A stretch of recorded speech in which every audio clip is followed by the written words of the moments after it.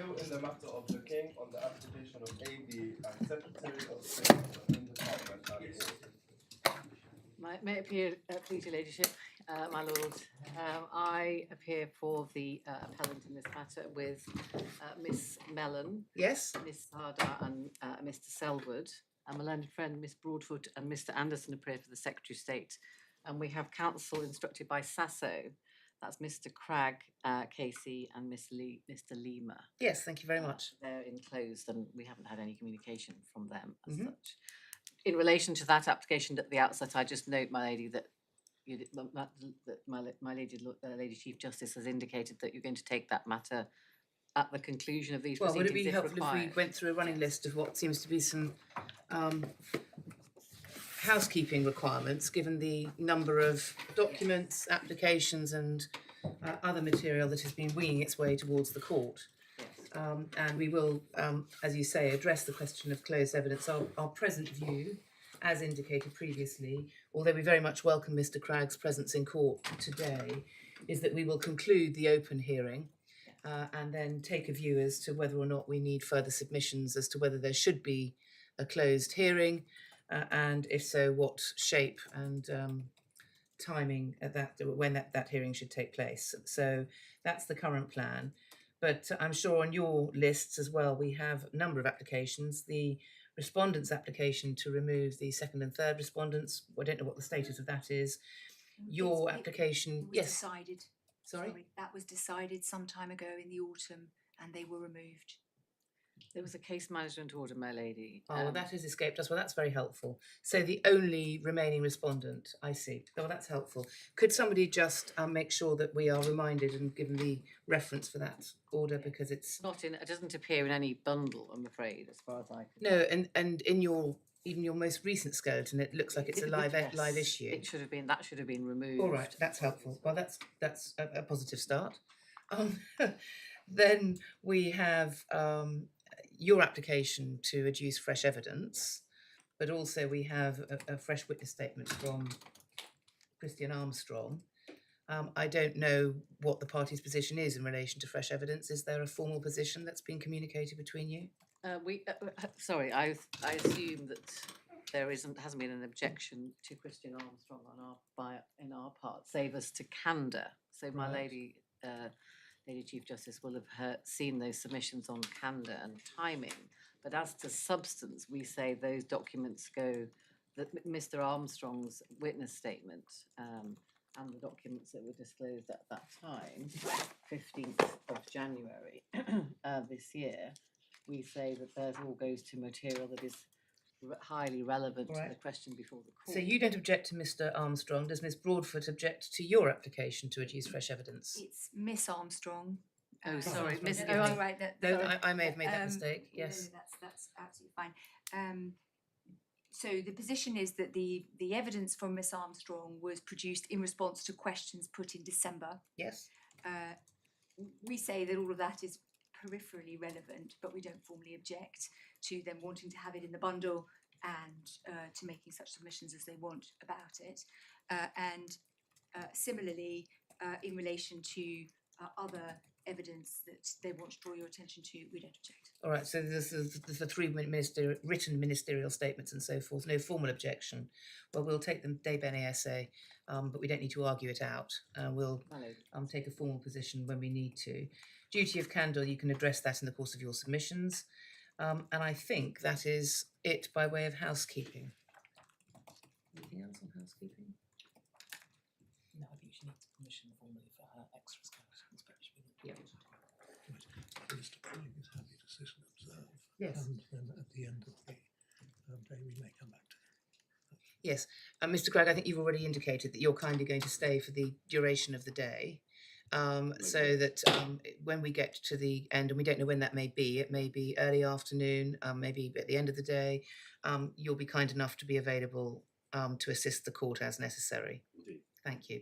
If for any reason either of you need to leave, that's no discourtesy and it's entirely your call, so to speak. But we would like somebody here when the hearing draws to a close. Thank you very much. Thank you. Yes. My lady, as the timetable, my learned friend and I anticipate that we will take the day because there will be matters to conclude at the end of the day, assuming that end is 4 o'clock, if that's. Right, well, let's see how we go. And there will be, yes, my submissions this morning and Miss Broadfoot this afternoon. Just confirming the bundles, which I just want to just double check that the court has all the relevant bundles. That was on my housekeeping list, so to speak. There should be the core bundle. Yes. 14th of December. There's a supplementary bundle, the first one, which was 14th of December. And then there was a second supplementary bundle, which was ultimately replaced. Yes. So it's got replacement written on it. Thank you. And then authorities bundle, and then a small file of supplementary authorities that came yesterday. No, I haven't got that. I will arrange for those to be brought over if they're not ordered. Yes, well, if they've been lodged, it should be a question of just getting in touch with the office to make sure they're brought They into include, court. just for my Lord Justice Jackson's attention, the case of Perez, which my Lord heard. Well, judgment was handed down just at the end of term, which was a nationality discrimination case, which is why council, I think both of us felt obliged to put that in any event, which we can address, but it's not in. It came to my attention rather late in terms of my turning my attention to it. So that was one thing that we thought we should probably forward to court. So, my lady, my lord, and my lady, the central issue in this appeal is whether the Secretary of State is justified in her discrimination against the appellant and Afghan nationals when seeking to apply for entry clearance to the UK by compared with Ukrainian nationals who we say are in an analogous position when seeking entry under the Ukraine family scheme. And we say that the appellant says that there should be very weighty reasons to justify the difference of treatment on grounds of nationality. And we say that is exclusively or decisively the ground that's in play here. I just wanted to set the scene. It is very important in my submission, just if I allow for, if the court indulges me, to just to set the scene a little bit as to how those schemes came into effect, because following the Russian attacks on Ukraine, the Ukraine family scheme was launched by the Secretary of State on the 4th of March 2022 to facilitate family reunion of Ukrainian nationals who had British citizen or settled family. Sorry, what are you talking about? The Ukrainian family scheme? The Ukrainian family scheme. Thank you. That was both immediate and extended. That's the UFS. So we say, put simply, if the appellant had been Ukrainian, she and her family would qualify for entry under the UFS policy and rules as they now are. And in any event, from the 29th of March, and this is the focus of our case, would have been able to, 2022 that is, would have been able to defer her biometric enrolment until she arrives in the UK. And so that would not have been an obstacle to her being granted entry to the UK, which for reasons I'll develop it is. Just for background as well, I just wanted to emphasise to the court the Homes for Ukraine scheme. And this becomes important when we analyse the evidence of the government's evidence in relation to Miss Armstrong and statistics in general. The Homes for Ukraine scheme was launched on the 18th of March, which was a fee-free visa route for 3 years. And those schemes were both supported by a ministerial authorisation on grounds of race, open brackets, nationality under the Equality Act 2010, and the relevant part provision when we come to look at that is under paragraph 17(4) of Schedule 3. That's the Public Services, Public Functions exception. And that is in the Equality Act, and that's the relevant minister signed that authorisation to allow deferral of entry to deferral of biometric data enrolment in entry clearance cases. He signed that on the 16th of May 2022. So that's the focus of our case as in relation to the judgment of Mrs. Justice Lieven, and that ministerial authorisation was done on the advice of officials which started in 11th of February 2022. I'll take the court through that evidence. It was initially for British citizens and dependents residing in Ukraine, but it was expanded. And in some ways at the time there was a reference to it being similar to the rationale for Operation Pitting, which operated in Afghanistan for that evacuation period in August 2021. It's that short period. I hope the court will allow me to take this just a little bit more in depth in opening, just so that I can set that scene, because it's important for the court to understand the background to how these policies came into effect. And it's important because It's important because the focus of the appellant's case is about the discrimination in respect, particularly of biometric enrolment and the deferral of that, which is set out in the ministerial authorisation. And the reasons for that, which are given at length, we'll come to, but I've got to take the court through the evidence that was filed by the government, both at the time of Mrs. Justice Lieven and now, as we see from in the most recent disclosure material. But why do we need the full background to the various schemes?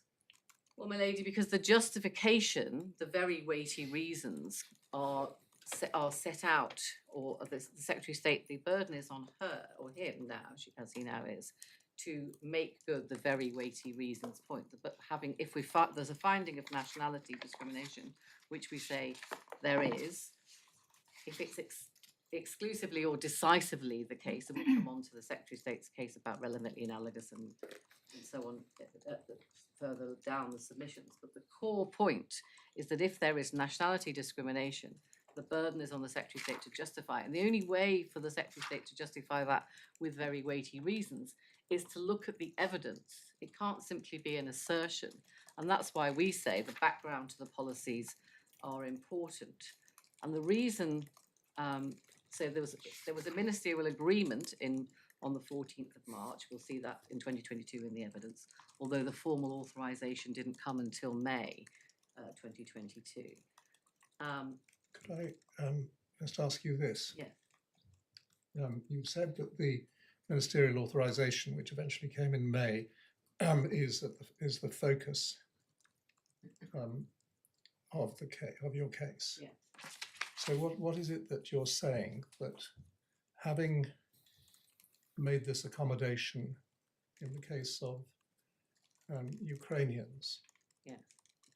it was discriminatory for the minister not to make the same accommodation in respect of Afghans? We don't have to go so far in our case. We have to say that the minister's made an authorisation in respect of one nationality group. That is direct discrimination. That direct discrimination has to be justified with reference to very weighty reasons, with regard to the impact on comparators, such as the appellant, who is an Afghan national. And indeed, in the most recent disclosure, we start to see that. It's not for the... I'm just trying to, sorry to Yes, no. interrupt you, but I'm just trying to unpick what the actual focus is here. That your client has had a number of refusals which we're fully Yes. aware of, and this appeal cool. forms only one small part of That's right. the overall litigation picture. But we're not here to decide whether the refusal of the applications was irrational. That's correct.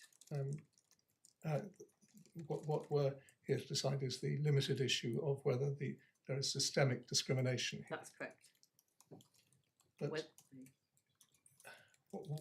what act was taken or done in relation to your client which was systemically discriminatory? I mean, I understand that this argument was put up very quickly after the Ukrainian system Yes. came into effect. Understand why that might have happened. But I mean, it isn't a claim that the Ukrainian scheme was unlawful. No. And so therefore We're not saying that the Secretary of State should not have introduced a scheme for Ukrainians. yes, We're saying that if he was going to introduce a scheme, yes. it had to be justified by the discrimination against other nationals, such as Afghans in this case, and this has to be justified with reference to very weighty That would reasons. seem to be a claim that the Ukrainian scheme was defective because it was limited to Ukrainians. My lord, we don't have to go, so we have, we. But I'm not sure what your middle ground is. No, well, I Yeah. think maybe there isn't really a middle ground. It is the Ukrainian scheme, as authorised by the minister, was discriminated expressly because the minister signed the authorisation, and in particular in the context of sign the authorisation about deferral of biometrics until arrival in the UK, and the Afghan comparator, that's our client, says if I had been Ukrainian, I would have been allowed to. I'm not saying bring all my family to, but just So allowed to I'm make understanding the it to application. that point. What then ought the minister to have done to remove this, as you would have it, unjustified discrimination? Well, my lord, that the remedy that we seek is a declaration that the minister didn't, and this court should find that the minister didn't identify very weighty reasons as to why the discrimination was justified in relation to Ukraine. It isn't for the appellant, with respect, and this is how we frame our case carefully, because we don't want to step into the appellant or the court to step into the shoes of the minister to say what the minister should have done. But when we evaluate the impact of the Ukrainian scheme and the ministerial authorization, both in number terms and in impact, what on the Ukrainian comparator for the purposes of the appellant's case, what we will see is that there are not very weighty reasons for maintaining the Yes, discrimination. but I mean, once one's got over the arguments about the niceties of the human rights analysis, Yes. I mean, what does this amount to in practice? It seems to me that the only thing that it could amount to in practice is you saying that in order for the Ukrainian scheme not to be unlawfully discriminatory, these are the Afghans in your client's position. It was going to be necessary for the Secretary of State to make an equivalent scheme for those from Afghanistan. And my lord, we say we don't have to go as far as that. We say that the role of the court and the burden on the Secretary of State is to justify, by reference to very weighty reasons, why she made authorised the discrimination in favour of Ukrainians. And I can see, and stop there, what should follow. If the court is satisfied that there weren't very weighty reasons, then that's something that the Secretary of State will then have to engage with in terms of how she interacts with and designs her, for example, what we've called the unsafe journeys policy, or for other persons who are similarly situated. So the reason that the appellant, like her Ukrainian counterpart, is seeking entry to the UK. She's a vulnerable person and she can't access a VAC, a visa application centre, without going through an unsafe route. Can you suggest, if it was simply a question of you being able to knock down what had taken place so far and succeeded in this court in showing that it had been unlawfully discriminatory, what other possible course could be taken in order to make it lawful, other than to institute an equivalent scheme for those from Afghanistan or indeed some other places? Well, I'm not going to, with respect, offer what should have happened.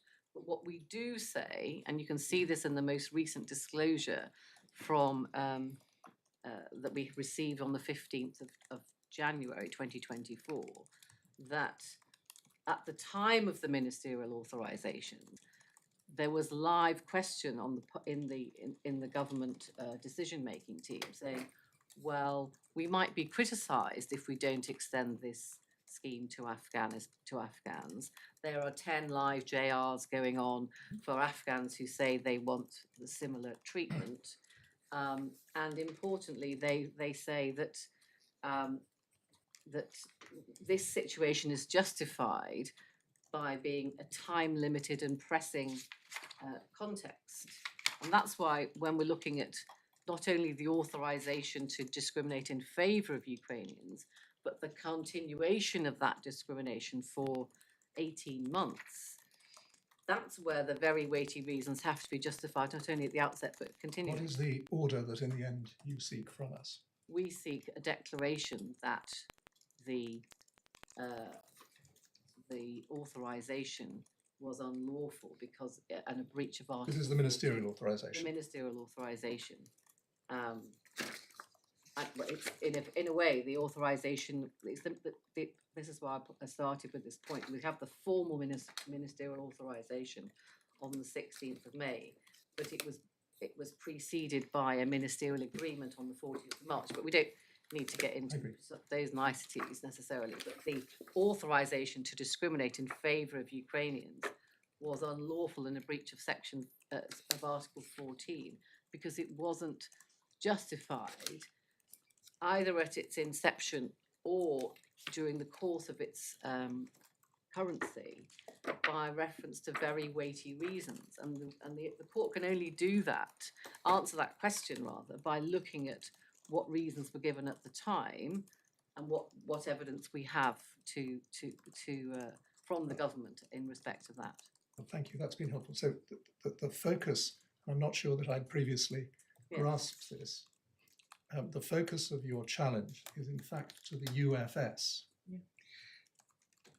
It's not, my lord, it's not, if I may say, to the UFS as a whole. No, but it's to the discriminatory elements of yes. So so in the immigration rules, which we'll come to, and in that ministerial authorization specifically, the provision that discriminates against the appellant, in particular, the one that she relies on, she hasn't gone to rely on the broader provisions of the UFS, but she says, I can't make my application, I can't have it even a valid application for entry clearance considered as valid because I haven't given my biometrics. That's the Secretary of State's position for everybody else. And for people who can get to a BAC, that's not a problem. But for people who can't, then it's an obstacle. And it's a complete obstacle, save for the very narrow discretion which we'll come on to look at. Before moving on, can we just look at page 145 of the core bundle, please, and the judge's decision? I mean, she made some comments, didn't she, about the way could you give me the paragraph number? Because I have it paragraphs separately. 10 to 12, page 145 of the judge's decision below. Yes. Is her understanding at paragraph 12 incorrect?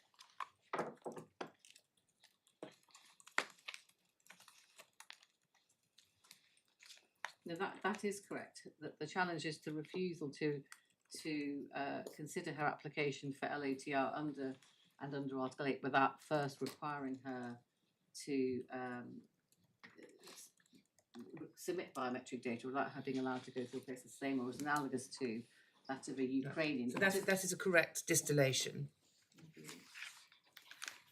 Yes, sorry, my lady, excuse me, I'm turning my All right. back. Say that it's not confined to refugees. That word refugee is not Right, a definitional word. People. And the date of the decision? Well, this is an ongoing situation. The claim was issued in March 2022 because the claimant had, as she was then, and through her solicitors had been attempting to lodge an application, which was not accepted by the through the visa application system because she hadn't been able to lodge a visa application form, and the procedural chronology and the detail of that is set out at some length in Miss Navarati's witness statement. If I can, which is in supplementary bundle 1, if I can come to that point later, there finally was a form that was submitted to the Secretary of State, to the entry clearance officer in October 2022.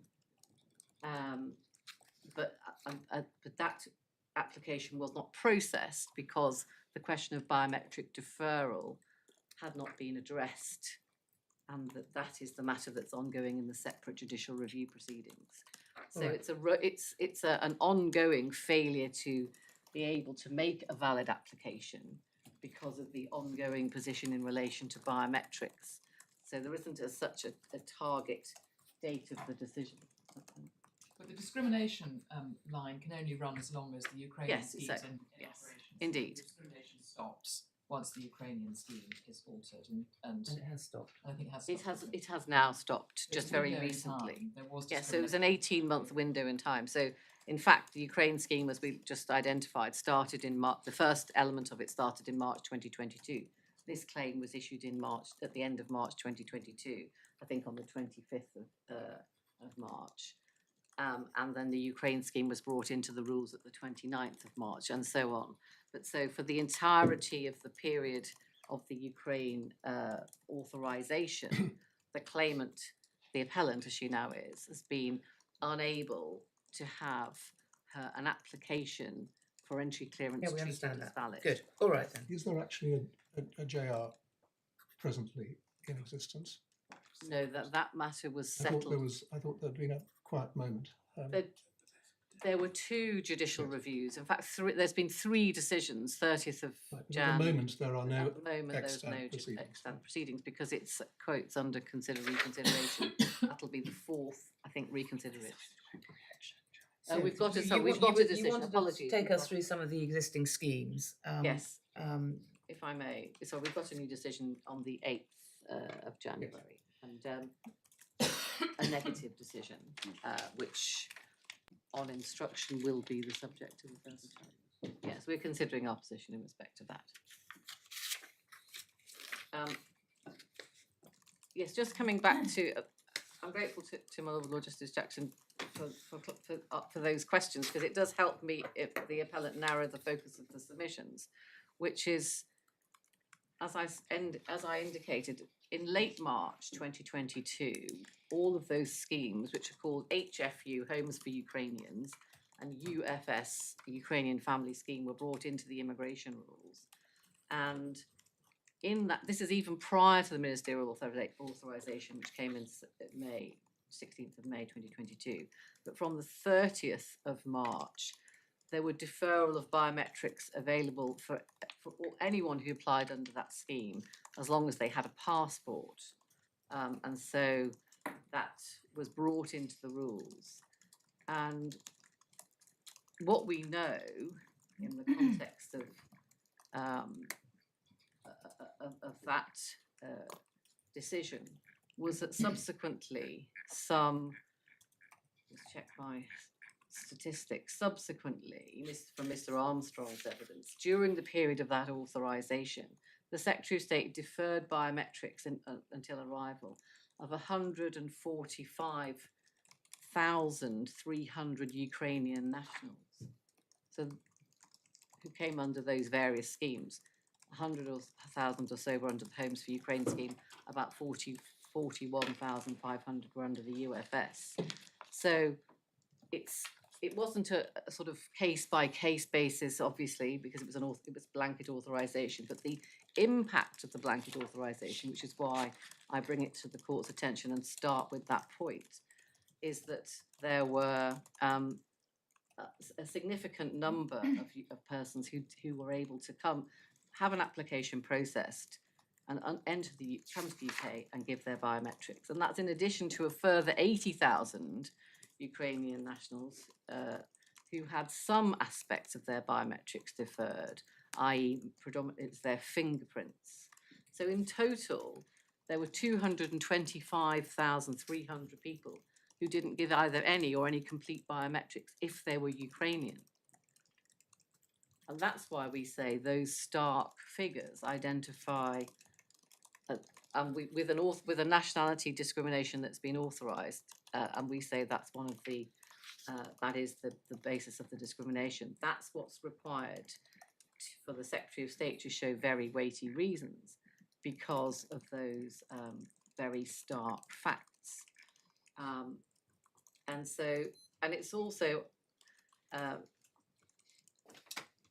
so it's against that background we say that Mrs. Justice Lieven was right to find that the discrimination was on grounds of nationality, and that this was either the only reason or the decisive reason. And it'd be artificial, as the Secretary of State seeks to persuade the court in her respondent's notice, that to suggest it was on any other basis. And then looking at the authorities, well, the very weighty reasons tests apply, and we'll come to look at the case law on that in due course. But just to say that our core point is that the judge below, having accepted that this was a nationality-based discrimination, that she erred in law in her assessment of the question of the examination of the evidence as to what amounted to very weighty reasons and whether that had been made out by the Secretary of State. And furthermore, in light of the evidence that you now have, so we say, and we've made those submissions in relation to duty of candour, bear in mind that in this case there had been a very detailed Part 18 request, which I'll take the court to in due course, but we had disclosure with the Secretary of State's detailed grounds of defence, the witness statements of the 3 witnesses that are referred to in her detailed grounds and in the judgment. That's Mr. Carlisle, Mr. Burt, Miss Gordon-Smith and Mr. Hall. But there was nothing further, and subject to a Part 18 request, we then had some material, including some of the equality impact assessments and in fact the specific ministerial authorisation. But the subsequent material really identifies what was said at the time, the contemporaneous reasoning and identification of the discrimination and the rationality of only doing this for one group over another. The judge didn't have that material, so first of all we say that she erred in law, but in any event this court is now in a much better place to evaluate to evaluate where to that question in light of the material that the Secretary of State has now put in, whether that was a breach of the duty of candour or however that arose. We're now in the situation, and that the candour question may go to whatever directions the court wants to give as to an explanation for that, which we would invite the court to do. I don't want to labour the candour submissions because we've set them in writing. The court's very familiar with those principles, but we say it has 2 consequences.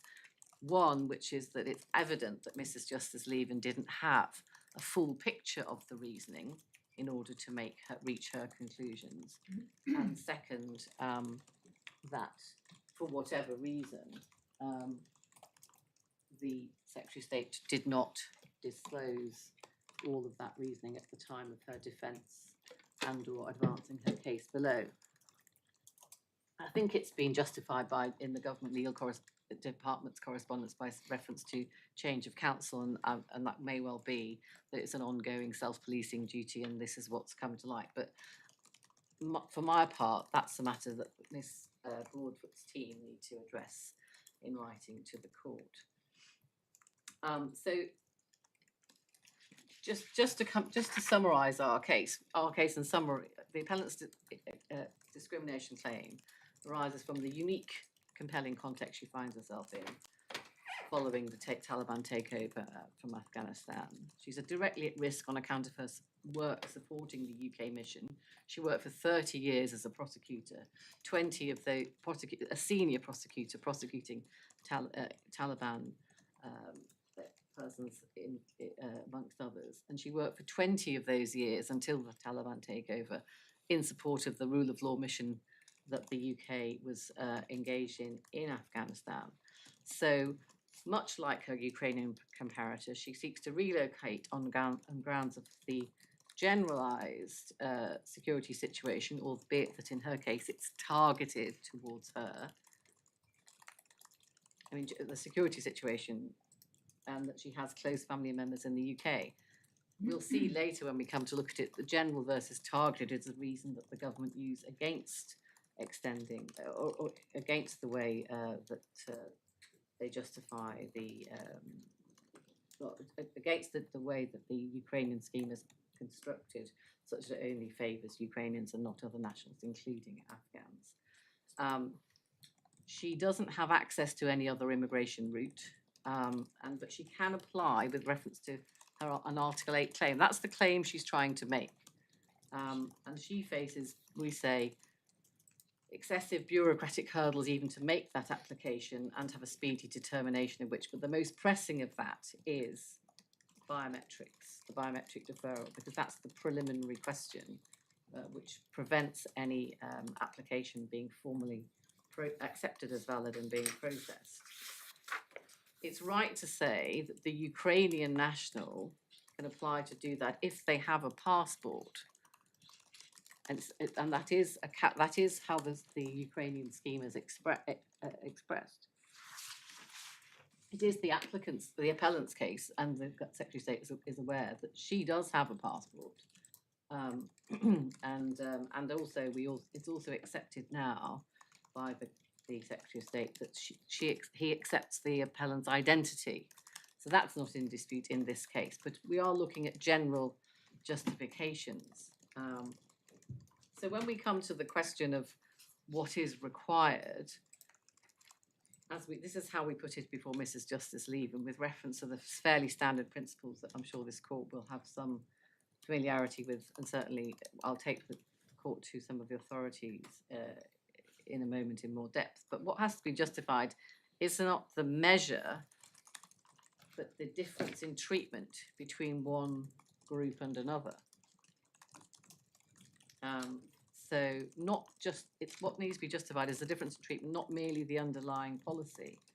So back to my Lord Justice Jackson's question, weighty reasons to justify the difference in treatment, not per se whether you can just justify the favourable treatment of Ukrainians. And importantly, again, the burden is on the government to identify. I mean, having helpfully summarised the core of your case as you wish to present it, is it fair to say that there's no real material distinction between your grounds 1 and 2? My lady, I think, if I may, there is an overlap. The way that grounds 1, which was the court was required to address with a greater degree of specificity the appellant's central submission that discrimination wasn't justified on the facts of her case as an Afghan national, and you could stop there by reference to very weighty reasons. Ground 2 is the individualised assessment, and what I think refine that submission to mean, which is that as an Afghan who can't access a VAC like her Ukrainian comparator, as an Afghan with a passport who can't access a VAC like her Ukrainian comparator, which is in the rules, and as an Afghan who can't access a VAC who is at risk of harm if she were to try and access a VAC, who seeks to join her family. All of those are like the Ukrainian comparator, and that's the very narrow basis of the ministerial authorization when applied to the UFS rules. So that's what we mean by the individualized assessment, if I can put it in those terms. And when we come to look at the evidence, Mr. Carlyle, I'll come back to him, but he just draws a distinction between those people who are at generalised risk of harm from general security situations and those who are at targeted risk of harm by virtue of their association with the UK. And that's why we say, when they on the reasoning that has been given by the Secretary of State, that is not very weighty reasons to justify nationality discrimination with reference to that context. And when we look at the case law, that all of the cases, although they are that we're relying on, do look at direct discrimination and very weighty reasons. They still, if I look at the situation of the comparator, they still want to know what is the comparator's facts. What are the comparator's facts? And so that's why we say that the court should examine her facts, which are illustrative of many others similarly situated in places of conflict, at risk of harm themselves, without access to a VAC, seeking to join British settled family members in the UK. And so here her identity and profile are not at risk. She wants to join her brother and sister, who are both British citizens and former refugees. They're in the UK. And she wants to come with her elderly mother and her 4 adult siblings. Again, that would be entirely within the ambit of the Ukraine scheme, but we're not challenging that, the broader point, because we say she could make that application under Article 8 outside the immigration rules if she could get over this first hurdle. So coming to look at the Secretary of State's case on justification, I've taken the court to those statistics, and I will come back to them just for the purpose of referencing. But that all comes from I've written Mr. all the way through, Miss Armstrong's evidence from 2024, this most recent witness statement of the 12th of January at paragraph 7, and she there sets out the different ways in which people arrived and biometrics were deferred. And she says in particular that the ministerial authorization was one of the reasons was because of 43 million Ukrainian nationals, only 5 million had biometric passports. And so without making the change, they wouldn't have been able to benefit from the improved application process. Well, that may well be true, but does that amount to a very weighty reason authorizing the nature of this discrimination, given its impact, which was why I helpfully took the court to the impact point, both in terms of numbers who it assisted and the barrier to the appellant and others who are similarly placed. It doesn't mean that 38 million Ukrainians without such passports are going to come to the UK. It just means that the Secretary of State took the decision to make it easier and quicker for those who do want to apply under those specific policy routes. But the question is, does that amount to very weighty reasons when it's a nationality discrimination? And when you contrast that with the chronology of the appellant's case, with her first ARAP application, although that's not part of this proceedings, but it started in 2021. Submissions were made through her previous pro bono solicitors. And it's only really until October 2022 that she was able to even get her form, not even over the line, but in a system, but still wasn't in a suitable system because there wasn't a place in the form for the reasons for biometric waiver or deferral to be considered. You can say, I can't give them, but you can't say why. And then the discretion that the Secretary of State seeks to suggest is she will authorise is can't be considered. So there's a structural problem there. But that's again part of the way the claimant, the appellant, puts her case, which is the authorisation in favour of Ukrainians to allow the complete deferral in some cases, the partial deferral, even for those who have biometric passports, they can give their fingerprints when they come to the UK. That's the question that needs to be justified when alive to that impact. And just for the could I slightly returning to the previous point, just ask this. You said I only have to establish that the Secretary of State did not have very weighty reasons in order to get my declaration. Yes. What do you say about this? Surely, because we're concerned here with choices, hard choices that have to be made in this difficult area, surely one of the important factors that is likely to inform a decision about justification is what the choices were. Yeah. And I'm still left, so I share it with you, with the fact that I'm not currently comfortable with your idea that you can make your claim about systematic discrimination of this sort without saying what the Secretary of State could have done to cure the discrimination which you say was unjustified. At the moment, there seems to be only one candidate standing in this election, which is to make an equivalent scheme for Afghan applicants in your client's position. Well, my lord, we don't. That would then be the choice that the Secretary of State would have to make, and weigh up the considerations that relate to it. And you're not presumably suggesting that there should be a scheme of one, where your client but nobody else got the benefit of the Ukrainian scheme and was treated as if she was Ukrainian. No, not at all, and that's not at all how we put this kind of systemic discrimination case. We want to demonstrate that if there are the Secretary of State might say there are choices and this is a proportionate choice, but she has to go a step further and satisfy this court, that there are very weighty reasons to justify. Yes, well, one very weighty reason is that there'd be nothing short of an Afghan scheme that was equivalent to the Ukrainian scheme that could cure that discrimination if it was unlawful. Well, that might be a very weighty reason, because one wouldn't know how to frame the Afghan scheme to make it equivalent to the Ukrainian scheme, because you couldn't, for example, say all Afghans No. are entitled to benefit in the same way as you said all Ukrainians were entitled to No, benefit. well, I accept that, but what we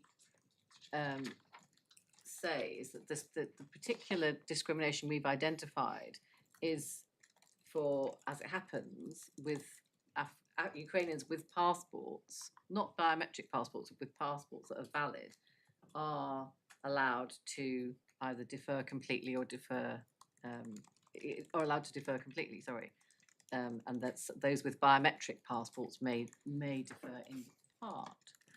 So although there's no sorry, my lady. In general terms, I think you'd say if one was looking at alternatives, which I understand you say isn't really don't need to go there. Yes.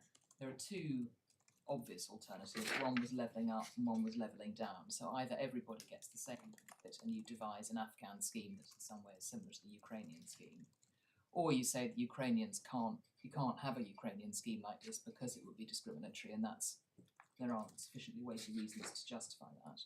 And there may be a third option, which is that you could have distinguished and had a separate Ukrainian scheme which didn't extend to Afghans on the basis of reasons which are different from those that we see here, because there may have been a justification, but that wasn't the one the government used. All you say, the only windmill you must tilt at, is what they do say here, and you say that's insufficiently weighty to justify what actually happened. What they might have done in different circumstances if they'd cottoned onto it is really not your problem. Is that where we end I up? think, my lady, I would accept the third proposition in relation to, what are the reasons they could have given different ones? They could have been more substantial. That might have justified, but they haven't done that. We don't suggest that there should be a levelling down against Ukraine. So that's not. Be here. That's not not part of realistic. our, But theoretically, that case. is something. I mean, that has to be the flip Well, side. what the Secretary of State has now done, as we know, with reference to evidence and particularly and the justification, is he has removed the biometric deferral. That's just gone, as we now know, from Ms. Armstrong in December, and there were multifaceted number of reasons given for that, one of which may or may not be the subject of a Section 6 closed material application. But in general terms, and we'll look at the reasoning given there, the Secretary of State said, well, it was about timing, numbers, urgency, the pressure to travel. And those were all factors which may have been in place that she relied on at the beginning of the scheme, which she continued for 18 months. During the entirety of that period, the appellant is still banging her head against the door, trying to get somebody to look at the question of engaging with a lawful decision on biometric deferral, as many others. And we'll see from Mr. Allen's witness statement, which is in the supplementary bundle, that he says there are about 350 people seeking biometric waiver or deferral, most of whom are Afghans. So that's again, I say that contextually, it's important because we looked at the numbers, 225,000 or 145,000, no biometrics, total of 225,000 who have got partial waiver or deferral. And on the evidence we have, in our part 18, we asked the Secretary of State, perhaps this helps my Lord Justice Jackson, we did ask the Secretary of State, what would it look like if you did have a Ukrainian scheme, or did you consider that? What would it look like if you had an Afghan scheme, and what would that look like in numbers terms? Because in your justification, you've in the context of Ukraine, in your own internal documents, you said, well, that would be a lot of people, and and then actually the evidence, the response in the part 18 that came back was, we don't know, we haven't done that modelling. So it wasn't based on numbers, and actually the evidence that is before the court is that there are 350, which certainly is suggestive that there isn't a sort of flood of potential applicants, but it is relevant to demonstrate that there is a cohort who are being discriminated against by the authorisation, and that's why we still say that there needs to be very weighty reasons. And the other part of the jigsaw, again, it's not directly part, so I understand Miss Broadfoot's position about the evidence we've put in. It's not directly part of the case, but the court will want to understand it because Miss Gordon-Smith refers to it in her witness statement, which is that she says, and this was what the position was before Mrs. Justice Lieven when she asked the government to file evidence about what the situation would be, how long the biometric waiver deferral request would take and what would be the criteria and so on. And Miss Gordon-Smith, at the time, that was the policy hadn't been developed. But if, in essence, it's the same. The policy is now developed, is as it was before, in summary terms, before Mrs. Justice Lieven, because Miss Gordon-Smith says in her witness statement, which is at the relevant passage of which is at page 37, paragraph 37. In general terms, so this is the position for everybody else. So far as biometrics are concerned, a request can be made to waive, which was the previous problem that wasn't available in the other earlier cases. However, I should note that such a request will only be granted in exceptional circumstance. The fact that a person is or claims to be in danger is not ordinarily sufficient reason to waive the requirement to enrol biometrics. So the Secretary of State has authorised discrimination for Ukrainians on the grounds of risk of harm, but she has to justify that with reference to very weighty reasons in a context where she knows there's no such authorisation for on that basis for other persons who are at risk of harm. So that's where we start to see the question. This court needs to interrogate the reasons that are given by the Secretary of State. And when we look at it, I mean, I don't know if the court want to go to look at the current policy, but it does replicate that position. It's not enough if you're at risk of harm. It's not enough if you have to travel to a VAC that is outside your own country.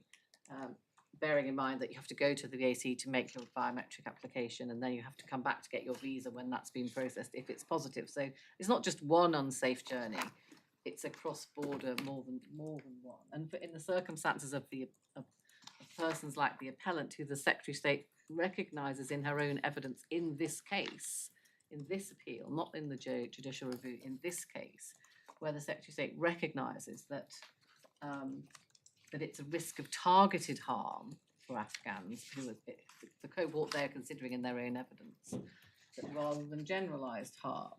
And the court will have to examine whether there are very weighty reasons to authorise biometric deferral for Ukrainians when on the basis in which one of the bases is given, which is that there was a generalised risk of harm, not to all Ukrainians, but obviously to some, by reference to the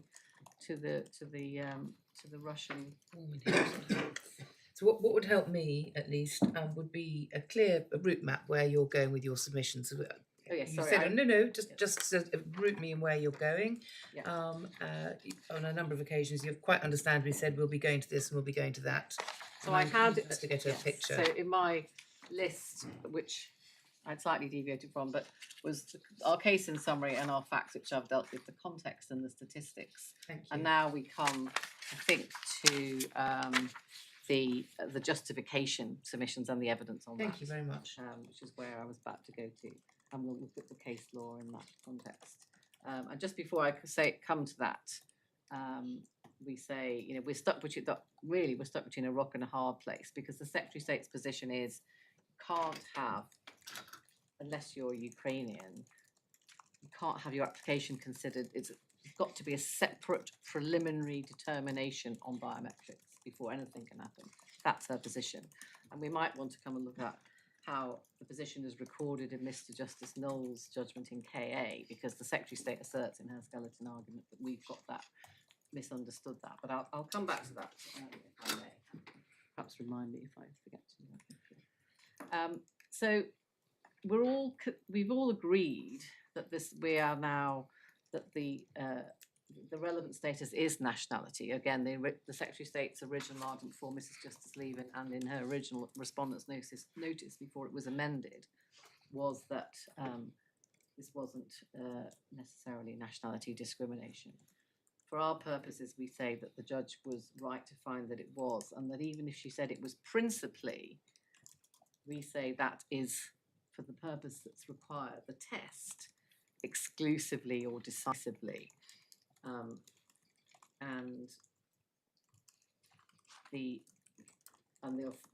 come to the authority reference for that, but that is what we say.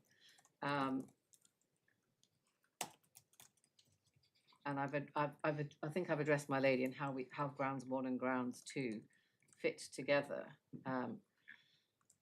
We're obviously within the ambit of Article 8, and importantly, which is agreed, the respondent's skeleton at 73 and the judge's finding, and the difference of treatment was also agreed, and as Mrs. Justice Lieven found.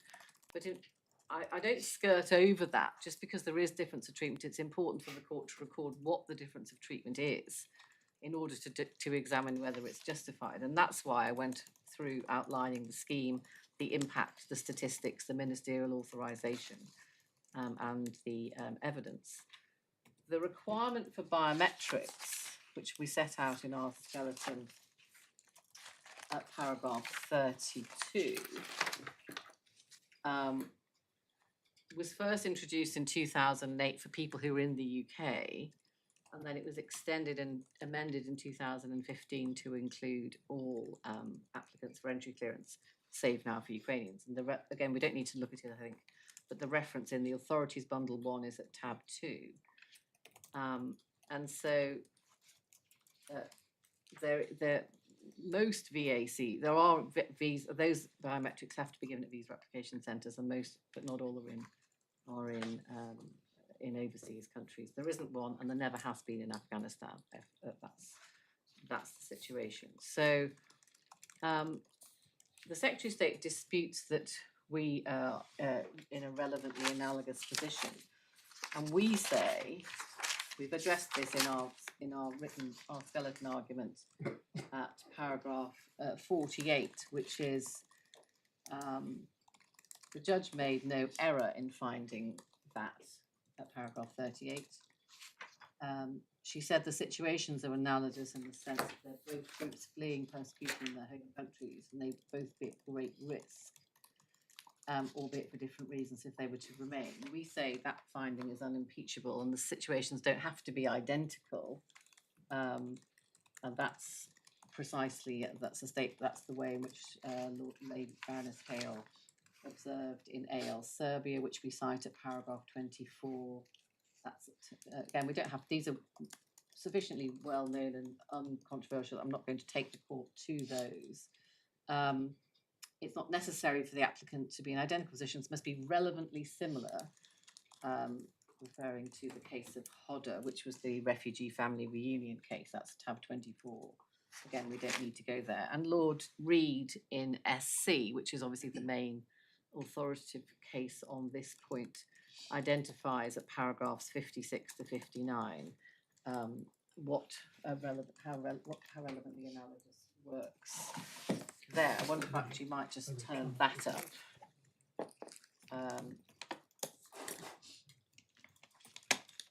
Just for this purpose. So it's tab 10 if we're using tab, starts at 291. Sorry, authorities bundle? Tab 10. Page 291, this is Lord Reid in the Supreme Court in SC. That's the 2-child tax credit case. Just because he deals with the question, first of all, about relevantly analogous, he starts at 56, because the question there was about whether the children and the adults were relevantly analogous for the purpose of that scheme. And the conclusion at 59, he says, it's relevant. It's necessary to bear in mind that not all differences in treatment are relevant for the purpose of Article 14. The difference is only relevant for the purpose of assessing whether there's been discrimination if the claimant is comparing himself with others who are in a relevant similar situation. An assessment of whether situations are relevantly similar depends on whether there's a material difference between them as regards the aims of the measure in question. And then it goes on to talk about the suspect grounds, which are the nationality grounds. So perhaps reasonably well known, but important. And actually, just on that point, because I have been labouring perhaps the point about exclusively and not decisively. Paragraph 108 of SC, which is at page 337. Lord Reed goes on to observe that the court has adopted a strict approach to differential treatment on grounds of race or ethnic origin, stating that no difference in treatment based exclusively or to a decisive extent on a person's ethnic origins is capable of being justified in a contemporary society, with reference to Biao and Denmark, paragraph 94.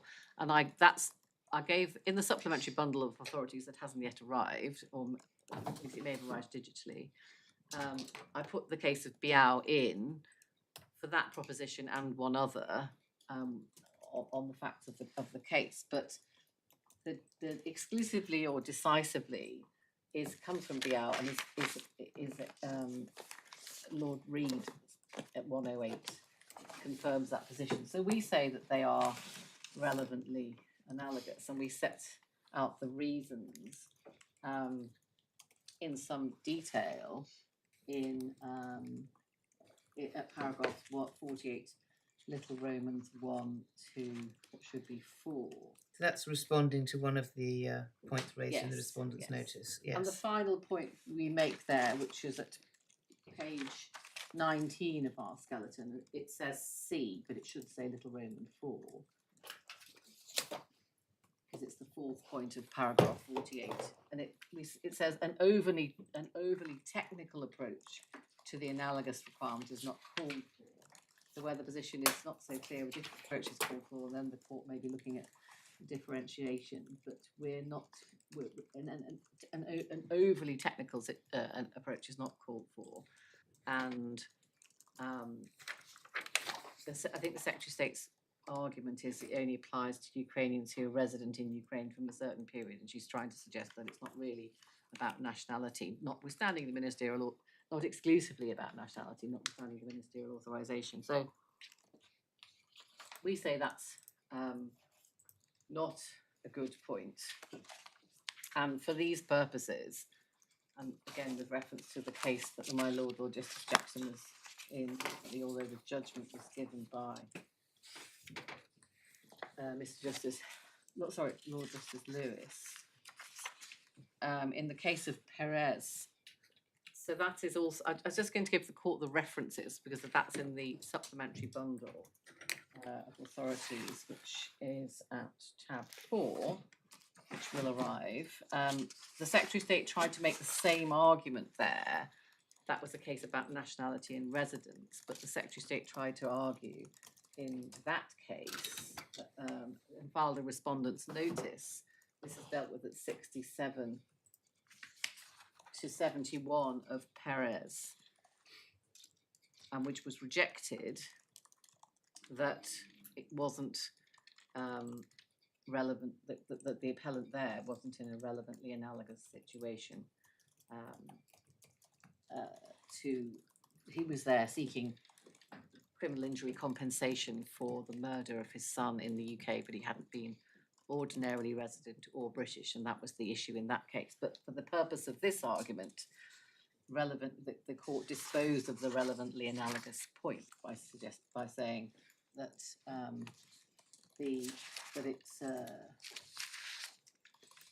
whether the eligibility criteria, by examining the facts of the case, that the persons were in materially analogous positions to each other. And in fact, the approach of all the authorities suggests that you fold that question when looking at the difference in relation to the comparators into the final justification question about very weighty reasons. So just to deal with that point there. Right. So then we come really to what the fact we described as the core of this case, which is about what those very weighty reasons are. And the first point we say is the Secretary of State needs to have evidence in support of the assessments that she's relied on, not just a statement about national security, but evidence as to that. And in regard to some of that, that may be what happens in the closed material part of this case.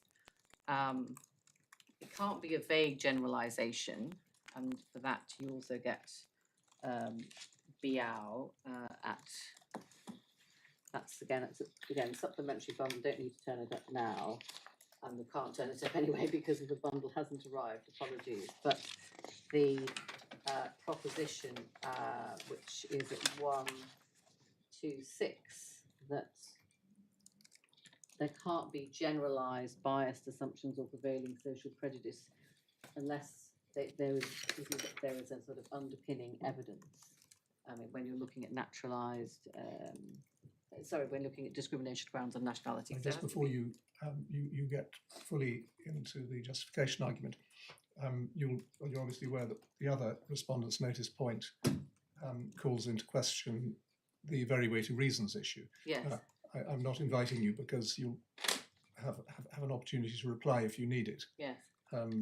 To that argument, but let us suppose that the stage had been reached where you hadn't succeeded in either of your grounds of appeal. Yes. Where does that, on your submission, leave a question about? Because anything that we'd say about very weighty reasons would not be decisive of the appeal. What should happen to that issue in the event that the appeal didn't succeed? Well, the Secretary of State has said in her the second part of her respondent's notice that very weighty reasons were not required because the difference in treatment was not exclusively on the grounds of nationality. But we say, well, we've dealt with that point, and which is that that if it's nationality or not exclusively used to a decisive extent. That's my answer. So it's folded into your submissions on analogous. Yeah. Well, it's folded. I made those submissions at the outset on nationality, which is the primary ground. Which is, we say that Mrs. Justice Lieven, when she said it was principally, she was entitled to say that on looking at that passage from Lord Reid in SC at paragraph 108 that we just went to from looking at BIAO, that if the nationality discrimination was decisive, then very weighty reasons are required, and that's the Supreme Court's judgment. So I say that the Secretary of State's position is wrong. Just to say, if it's not exclusive, that means that we don't have to meet that higher threshold. That's our response to that. All right, thank you. I think that's. Thank you. So we've just come back to paragraph 49 of our skeleton, where we deal with the. They're saying the core of the case is 1, you need evidence, 2, it can't be vague, 3. So those are the sort of general propositions, Right. and then we go to we look at what the justifications were actually offered, and then the court will have to decide.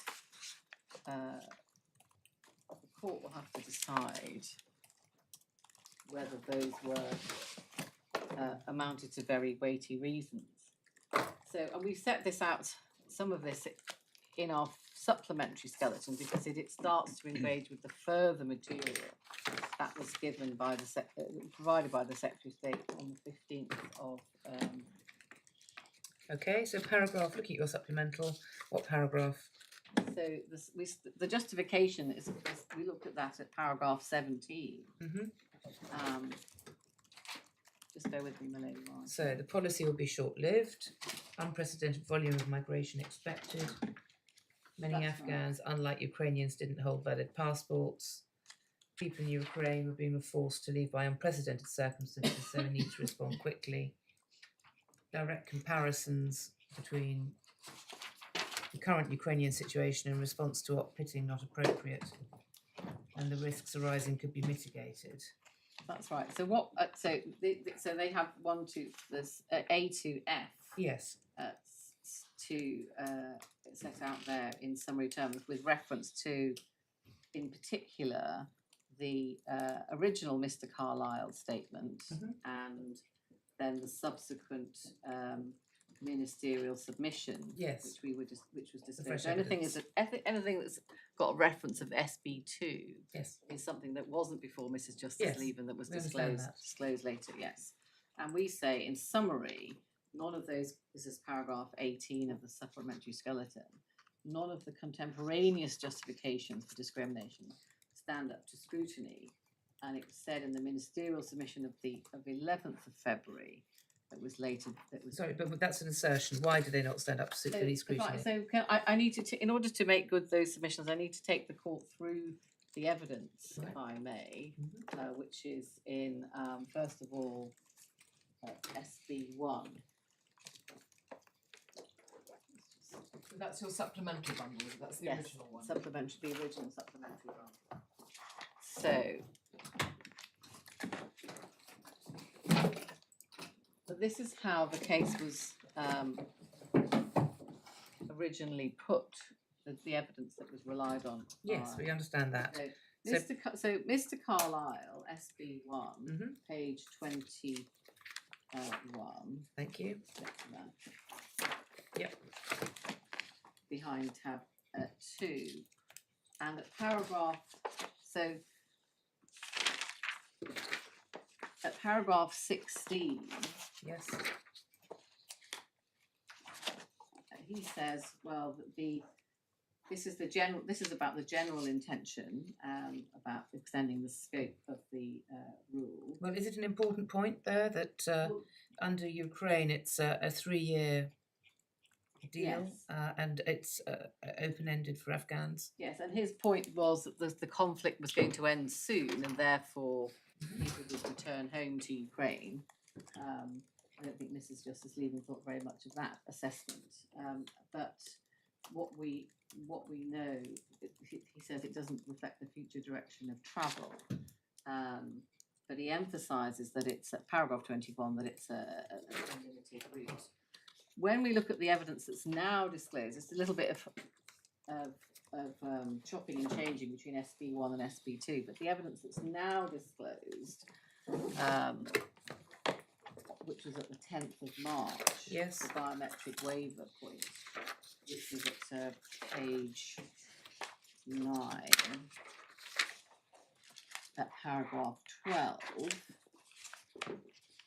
So if I ask the court to have both of those documents, those bundles open, if I may, because this is the easiest way to make good the points. This is from Mr. Allen, who's the border security lead on this issue. Yes. And he's making a submission to the minister, defer biometrics and allow travel without an entry clearance for Ukrainian passport holders on the 10th of March, as to why the proposal to make it easier for Ukrainian passport Sorry, holders. I thought you said paragraph 12. Sorry, I did. Sorry, I was just trying to say out what the document was. Apologies, I'll go over it slowly. Right. So the issue, page 6. It says, this is who it's from, Yep. who it's to, the minister, what it's about, deferral, and the issue, timing immediate, and with a recommendation, which is effectively deferral. And in that paragraph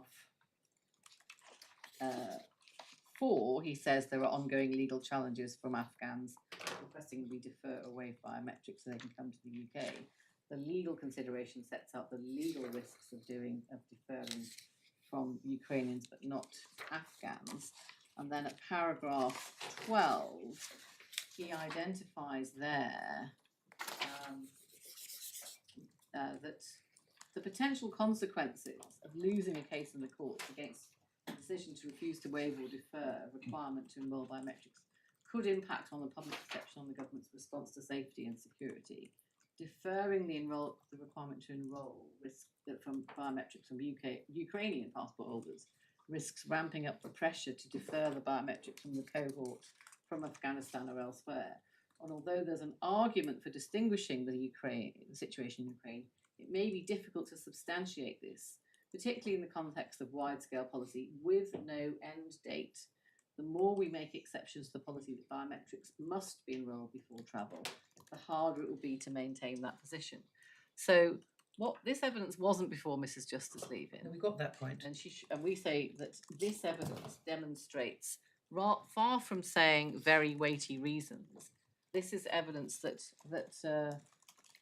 what we say that this is not sufficient to demonstrate very weighty reasons. Why does this undermine the 3-year point? The fact there's no end date has got to be My read lady, in the it's not context. There's no suggestion, or is there a suggestion that the policy for for Ukrainians was to stay beyond 3 years? My lady, I think there's a confusion there. Apologies, I'm No, sure it's maybe my my fault fault. with relation to the 3-year. The 3-year point is what Ukrainians who get to the UK Correct. are then granted, Yes. and they're not granted indefinite leave to remain immediately, or they're not on a route to that.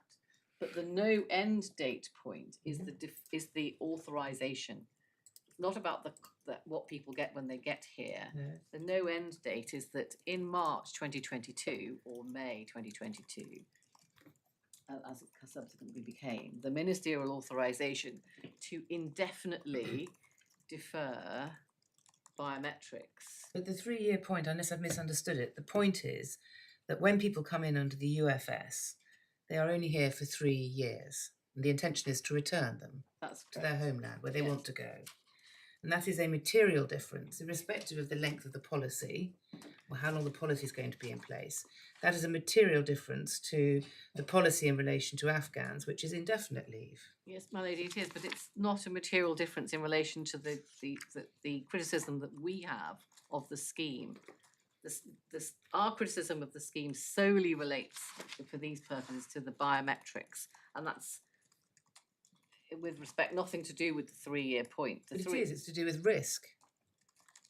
You need biometrics. But my lady, that's not how the Secretary of State justifies her. The 3 years is not about biometrics and security. The 3 years is just about the way she's chosen to implement the substantive benefit for Ukrainian nationals who come to the UK. The point about the biometrics, is that she has taken a decision, or he has taken a decision, to authorize on nationality grounds the deferral of biometrics for Ukrainians, and that period of that deferral carries on for 18 months. So if it was going to be lawfully justified by reference to very weighty reasons, it would have to properly address the temporal question, i.e., is there an urgency to do this now, and what are the justifications for doing this now? Can we get real about this? This is a memo to the Minister which is being written 2 weeks after the invasion. My lord, yes, It I really totally isn't. accept that.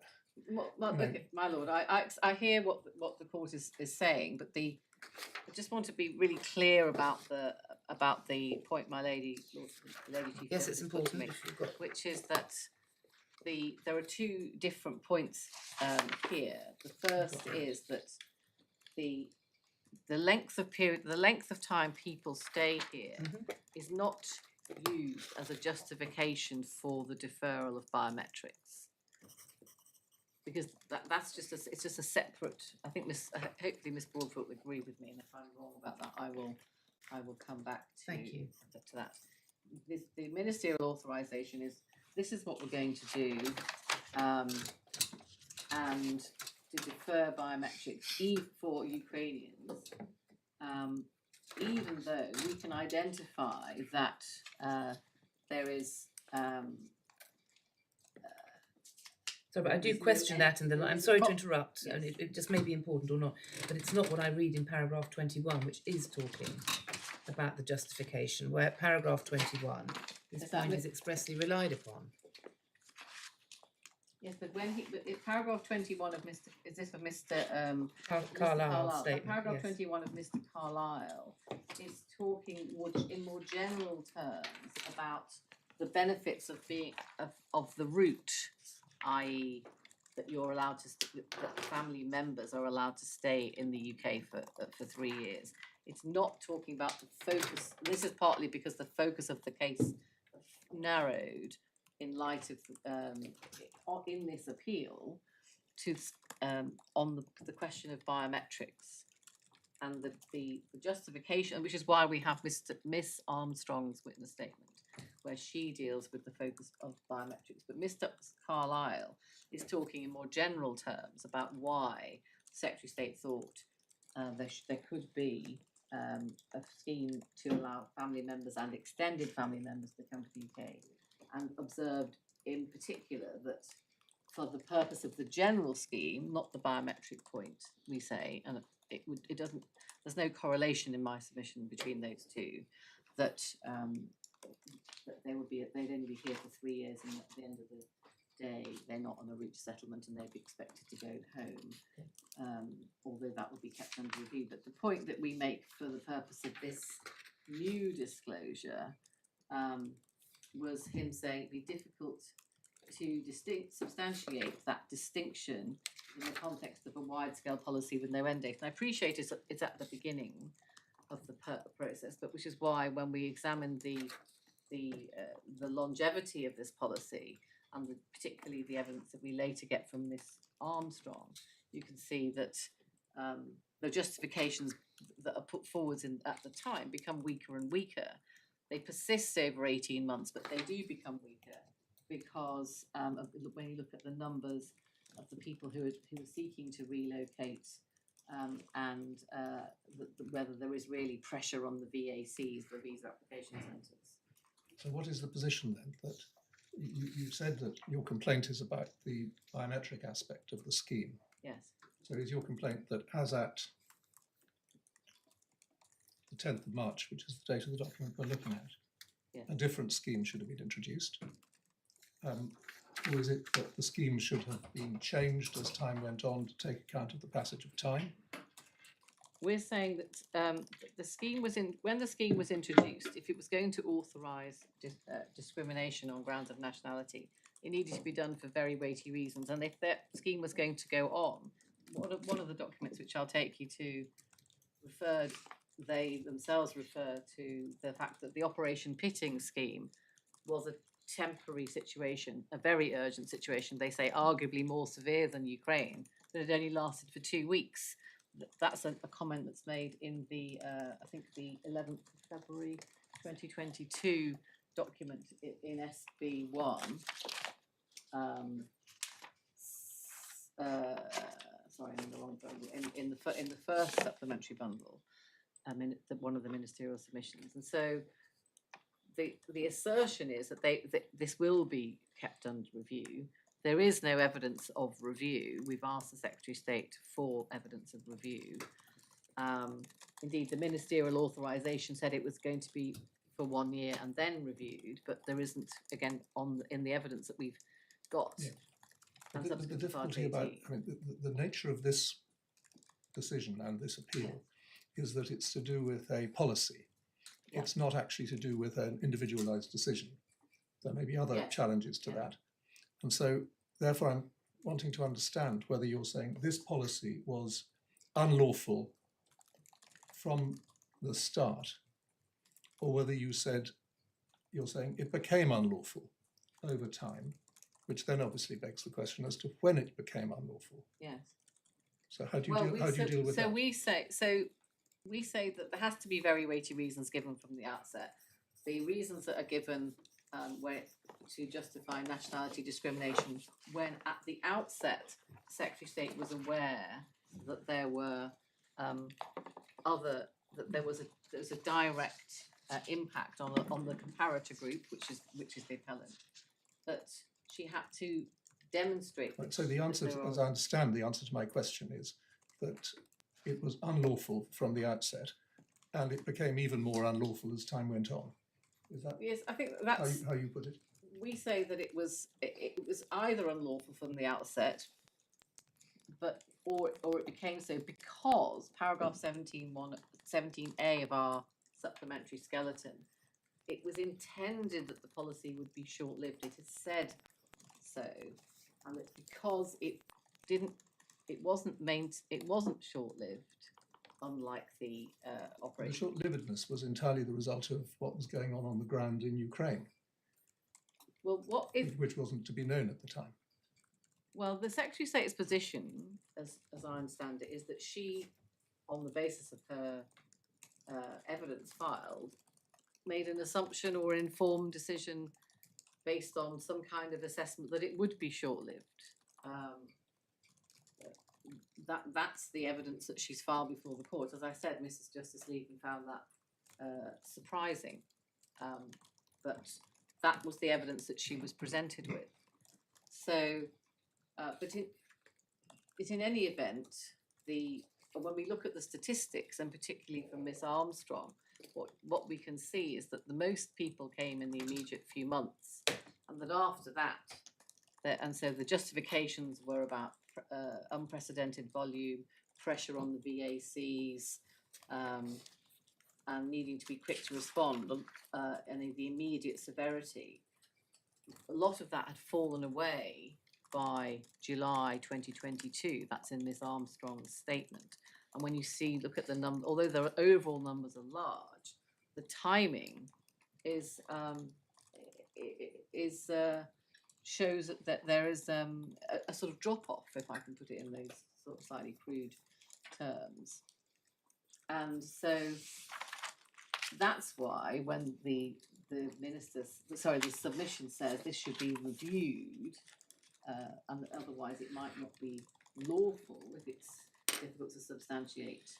That is a question that the court will have to identify whether its inception and its maintenance is capable of amounting to very weighty reasons throughout its duration, in relation to the two, as I say, the 225,000 people who were admitted under it during the 18 months that it was operational. By contrast with those in the context of, perhaps that's a better way to put it, those people from other countries who don't have VACs, who have to make unsafe journeys, and who are themselves at risk. And the comparator that we have here is the Afghan national appellant, although there will be a handful of other VACs where the same may or will apply. So that was the first point on justification. That is the truth of it, isn't it? That if your challenge is right, it isn't just the Afghan scheme that should have benefited from an uplift to the Ukrainian scheme. Anybody who's required to go to a VAC and doesn't get a biometric waiver potentially gets the benefit of the argument. I think, my lady, I think that is right, but the point that we make is that, first of all, as I say, I don't want to repeat it, we're talking about the justification for the Ukraine scheme. Secondly, most countries have VACs, and so for most people that's not an issue. There are a handful of countries that don't. They may be in countries where there are adverse security situations or involve nationals of such countries, say for example Syria, where the person may be required to give biometrics elsewhere. But the Secretary of State has to be, when justifying very weighty reasons, has to be mindful of, when she's authorising nationality discrimination, that's back to the heart of what this case is about. She's saying, I'm going to do it for this group, and open brackets, and not for anyone, and not for other nationalities. They don't all have the same needs, but there are certain countries that do. But she said she's not going to do it, and if she's going to say she's not going to do it, or she's only doing it for one group, there has to be very weighty reasons. And And that's what we say. It's for the court to evaluate, and that's indeed what the approach that Lord Reed suggests in SC. It's for the court to look at all the evidence and evaluate the question of proportionality. So yes, and the point that we make was that the ministerial authorization was supposed to be reviewed. The equality impact assessment at page 8, date 8th of April 2022, biometric deferral. Don't have to turn it up, but it's SB1 at page 169. Says it should be reviewed. The review date 1st of February 2023. There's no evidence that it was reviewed at that time. Ms. Armstrong, I think, offers a sort of August, September at the earliest. The other justification that's taken is by Mr. Carlyle at paragraph 20 by saying, just go back to that SB1, page 27. This was the point I alluded to earlier, but didn't take the evidence. We've taken this approach in Ukraine to reflect the indiscriminate nature of Russian attacks and the fact that anyone could be potentially at risk, which is in contrast to the situation in Afghanistan, where the risk is focused very much on those with associations with NATO's efforts in the country over the preceding 20 years. And then they say it's also appropriate because it offers practical benefit. Where are you? Sorry, paragraph 20 of Mr. Carlyle, that's page 26 of SB1. I'm on it.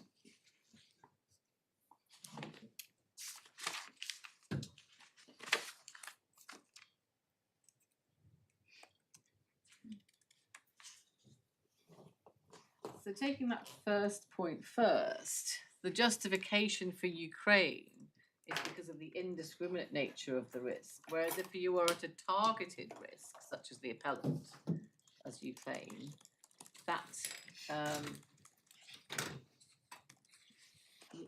not, the Secretary of State is still saying that there are very weighty reasons because of the indiscriminate nature to justify the discrimination in favour of the Ukrainian comparator. And again, that's what we invite this court to evaluate, whether that is it's not just a question of proportionality in general terms or manifestly without reason, what the alternative test or the lower test. But if you are in nationality discrimination terms, the court has to decide whether that amounts to a very weighty reason. And indeed, was the judge in error in treating an issue of this sort as being one of those sorts of issues where the issues are so geopolitical that what she described as a wide margin of appreciation should be allowed? I mean, we accept that that the geopolitical question is one for the Secretary of State and that will inform the reasons, but they still have to be very weighty. Yes, that's not my I'm question. so sorry, I missed. You'll remember that in SC, Lord Reed says that the argument about very weighty reasons often comes, as it were, alongside an argument about deference to decisions that have very wide-ranging ramifications, and I'm sure we would agree that this is that sort of decision. Yes, I think I don't. Do you take issue with the judge where we can go to the judgment if you like, where the judge says that this is a matter which where the court should afford a wide margin of appreciation to the decision maker? I accept that there would be a wide margin applying Lord Reed in SC, and when we come to look at how he framed that in particularly around passages between 107 to 116 of his judgment, that that doesn't mean that They don't have to be weighty reasons. It just means that there will be a wide margin. I think hopefully No, that. I do appreciate they're two separate questions, but this Yeah. is paragraph 39. And I'm really giving you the opportunity to say whether there's any part of paragraph 39 with which you would wish to take issue.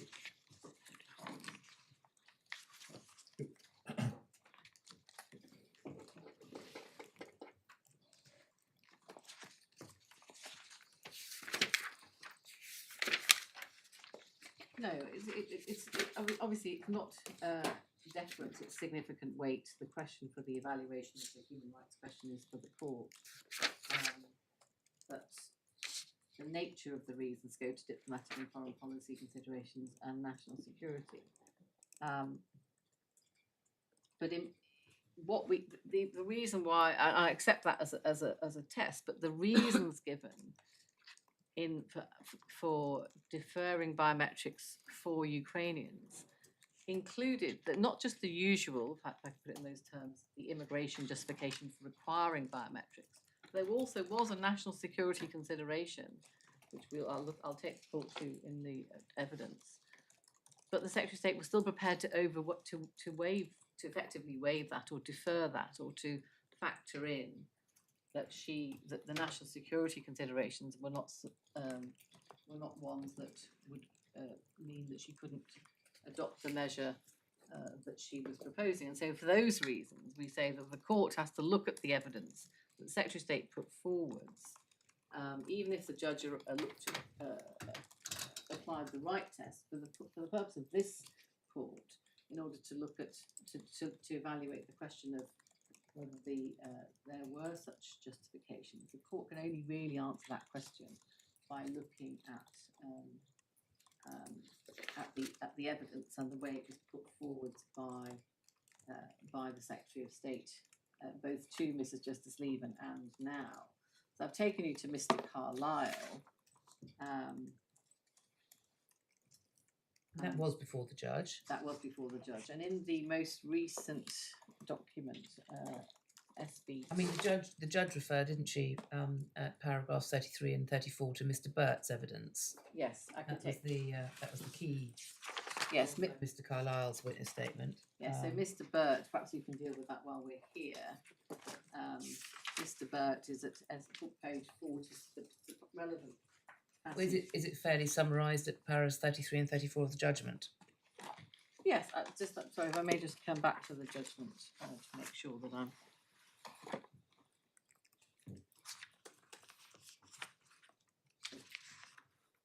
Yes, it is fairly summarised there. The two key differences of his evidence. He says that the risks were primarily around immigration control, with some security risks associated with the proximity of Russia, and then the risks associated with Afghanistan are different. And that is Mr. Burt's evidence at page 47, SB1 at paragraph 19. In fact, she just repeats what he has said there. In fact, in that part of her judgment. But if we just come back to what we know from the second, from the further disclosure on this point, that's at SB2, page. So we've looked at 10th of March. Anything else from the 10th of March submission? In SB2, yes, it's paragraph 3. Yes. Sorry, that's page 7. We've looked at paragraph 3, I think. What? Have we? I have. In paragraph 12 you took us to, so... I took you to paragraph 12. Yes. Oh yes, sorry. And then...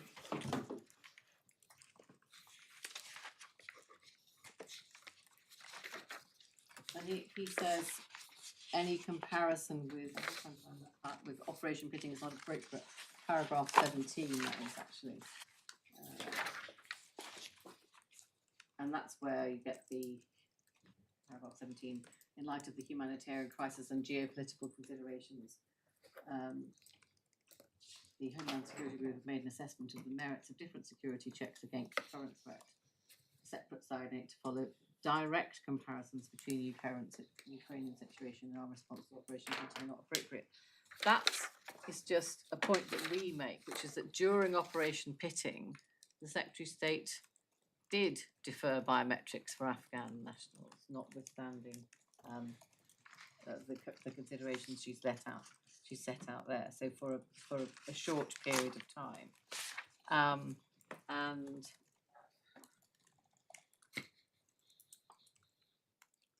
again, and so. And if I can just take the court to the second document in SB2 that was, that's page 16. This is Mr. Allen's March 22 now. 23rd of March, Yes. 22. Simplifying and digitising the applications process to extend the overseas digital application process to Ukrainians, to the Ukraine scheme to valid non-biometric passport holders. He says at paragraph 5 and paragraph 8, there were risks identified with doing so. So he sets out in the earlier paragraphs what he's going to do, what he recommends, which is effectively the deferral of biometrics for persons without valid passport without biometric passports. And he sets out mitigations, which he says are said to balance the risk of fraud and the risk to national security caused by the exception. And so we say that in order to justify the discrimination in favour of Ukrainians only, there have to be very weighty reasons why the mitigations put in place here, set out in this document, are sufficient to address the very weighty reasons test. And at paragraph 12, he says, 11 and 12, he says, if you agree to extend the process to Ukrainian non-biometric passport holders, you're likely to face, again, the same point, but from a different author, in a different document, pressure to allow individuals from Afghanistan to come to the UK without enrolling their fingerprints. We're facing several judicial reviews from those seeking to come to the UK. They've asked why we've agreed to defer biometrics from one and not another, effectively, to join their relatives. To date, we've stated the arrangement only applies to Ukrainian biometric passports. Afghan passports are non-biometric. We will update the equality impact assessment which has been identified. This proposal will involve direct discrimination, which you ministers will need to authorise. And the next question, if we extend the offer to non-biometric Ukrainian passports, our current position will be harder to defend, as Afghan families will request that we provide them with the same.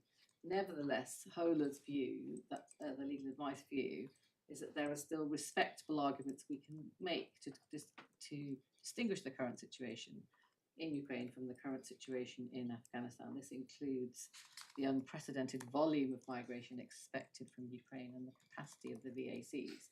We intend this only to be temporary. We will periodically report back when we have concerns about abuse or threats to policy that require biometrics to be enrolled with the VAC. So there, the government are looking at the. So this is again the document Mrs. Justice Lieven didn't have, and the question for the court is whether this satisfies the very weighty reasons test. There may be a separate live question as to the rationality of not having a scheme for Afghans, and that's not before the court. But it's very clear that even internally, this is the point we make in our supplementary skeleton, that the Secretary of State was concerned that there weren't very weighty reasons to justify discrimination. That's my submission on that document. That he had concerns that it wasn't justified. And then there was one of the considerations was the unprecedented volume, which in turn goes to the point about having the scheme in the first place. But that, in my submission, isn't any complete sort of answer. And the second question is that about the temporal nature of the intention to have the deferral. Again, that's not actually what happened, although I appreciate my Lord Justice Jackson's point that it was, this is a document at the early stages of the scheme, of the conflict. So we say that the court needs to consider this evidence, and we don't, and we say that there isn't, that you can't draw the inference that there is sufficient evidence here to justify the very weighty reasons approach, given that. Okay, so that's clear. And then the third witness to submission is 8th of April, page 24. What are the paragraphs? Which paragraphs there do you want to draw to our attention? So this is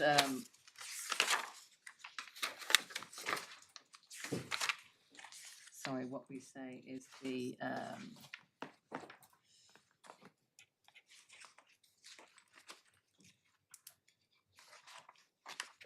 so yes, Mr. Burt's again, this is the underpinning document for the ministerial authorisation, for the formal ministerial authorisation.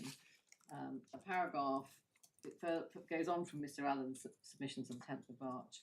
Paragraph 4 of that, page 25, we face various legal challenges, both in relation to Afghanistan scheme and ARAP, the Home Office policy on overseas biometric enrolment, which allege it's insufficiently flexible. We've held the line that biometric before travel is fundamental to the UK security, but obviously that's not the case that arises here. Ministers reaffirmed that position in March 2022. And we see from paragraph 3, they are very much focusing on the very difference that you are complaining about. Yes, well, that's what they are considering. And the question for the court is whether the document here, plus the documents that you've also had, demonstrate very weighty reasons. And they look at the question of JZ, the interim relief case, which was one where on its individual facts, this is just as Lieven as it happens, may determine that biometrics could be effectively deferred. But the broader point, paragraphs 5 and 6 here, are that the temporary exception, they say, that we made during Operation Pitting has made the arguments more difficult to maintain. We've justified any preferential treatment given to people from Afghanistan during that period on the basis of very extreme circumstances and the risks that existed there during that time, including credible and immediate risk to life. But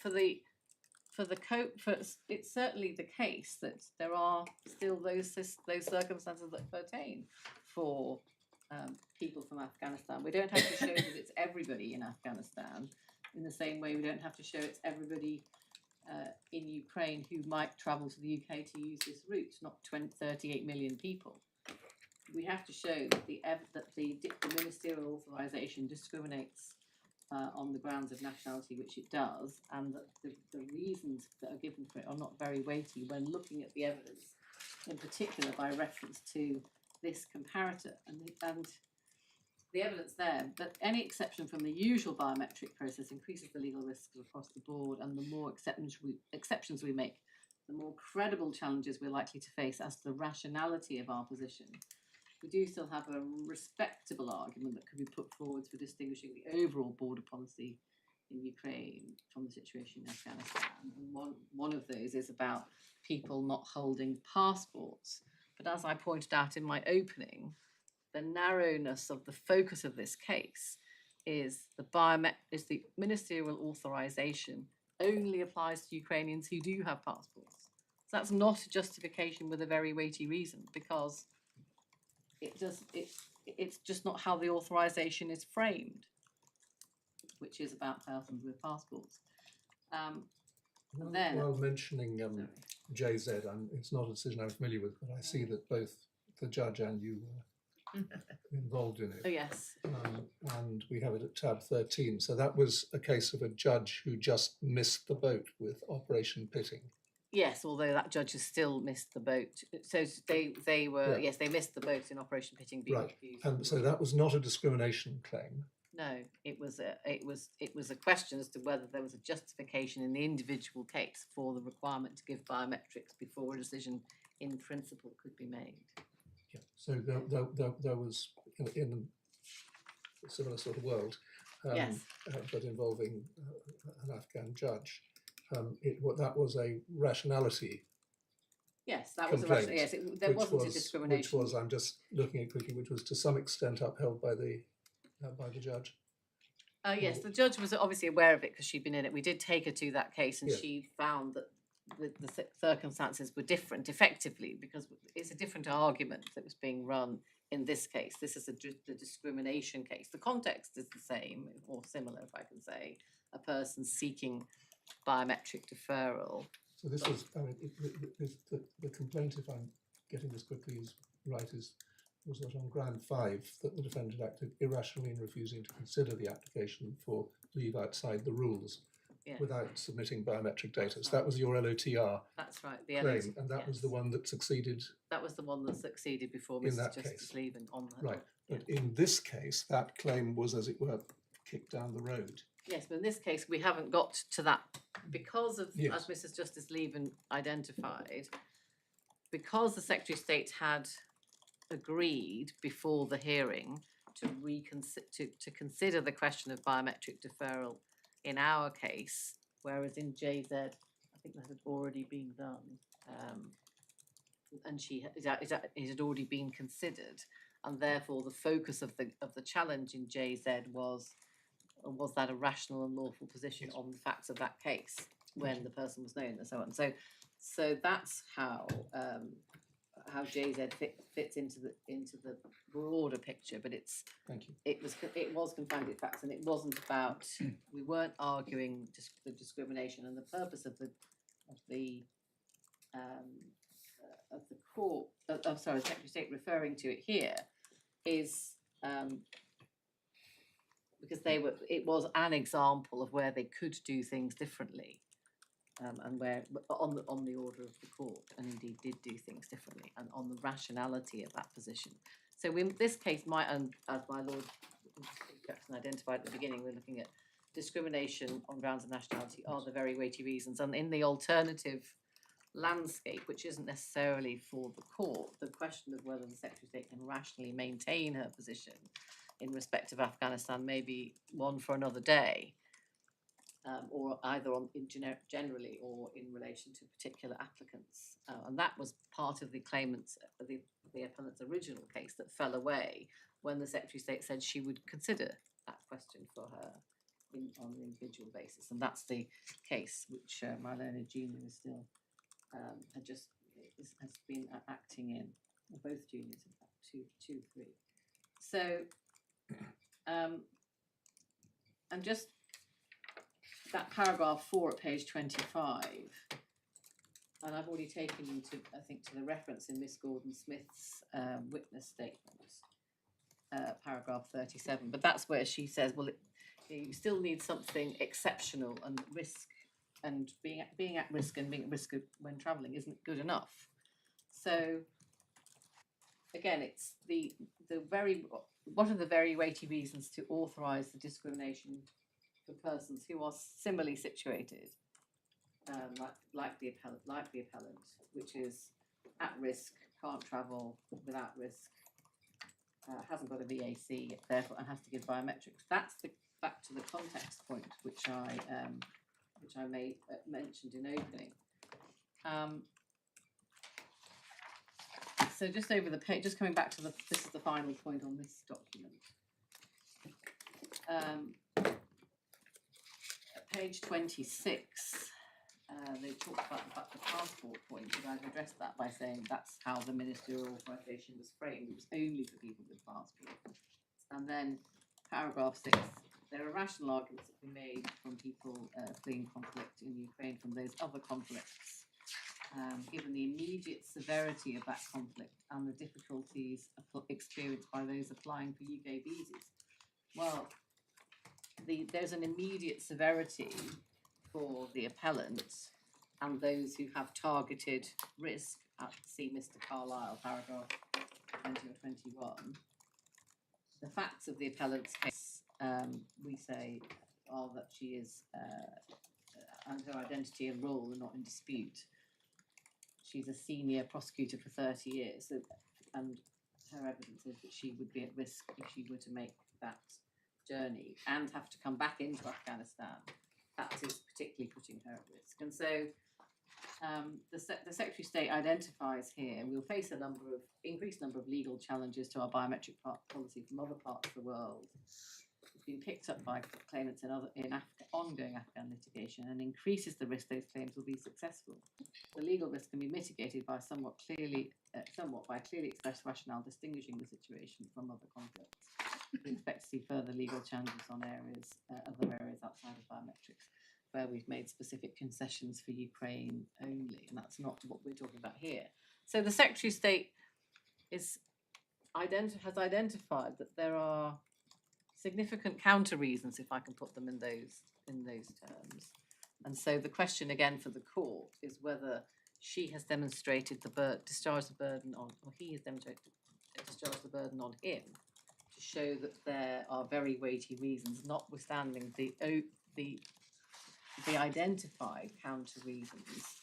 And at paragraph 10, the conclusion, sorry, I said it was the last point, but just the conclusion is, as set out above, there is direct discrimination on grounds of nationality, as the policy favours Ukrainian nationals and their families who have valid international passports. And that's the recommendation that is sought to be made in for the ministerial authorisation, which they then did. That's so we don't have. That's the other document that that Mrs. Justice Lieven didn't have. And although Afghan passports can't be checked with the Taliban, given that Mr. Burt identified other mitigations, and including checking people when they arrive in the UK and so on, we say, again, those are considerations that the Secretary of State has to bear in mind in order to discharge the burden on him of very weighty reasons. So, and the reference, I don't need to turn it up, about the checks that could be in place is SB2, page 18 at paragraph 8. But it's the short point from all of this material, from your perspective, that it demonstrates, far from there being very weighty reasons, it's all very guarded, cautious, risk alerting. There are reasons, but they are not clear or compelling reasons by way of justification, and so the threshold isn't met. My lady, yes, and particularly because of the significant countervailing reasons that the Secretary of State has identified, which are go to the justification in terms of the impact on other similarly placed groups, which is, we say, part of the assessment. And what Mr. Carlyle says, I don't know if we have to turn it up, but he talked at paragraph 20. He says when he's talking about Afghanistan, he says once the commercial flights stopped running from Afghanistan, there was no benefit. There was no practical benefit to offering concessions, and there it was particularly then talking about fees and forms and so on, and requirements. But of course, there is huge practical benefit to relaxing criteria, and although he particularly there, I think, is talking about, well, he's talking about fees, income requirements, language requirements, but also, let me get that wrong. Let me just go back to it. Biometrics. It's at page 27.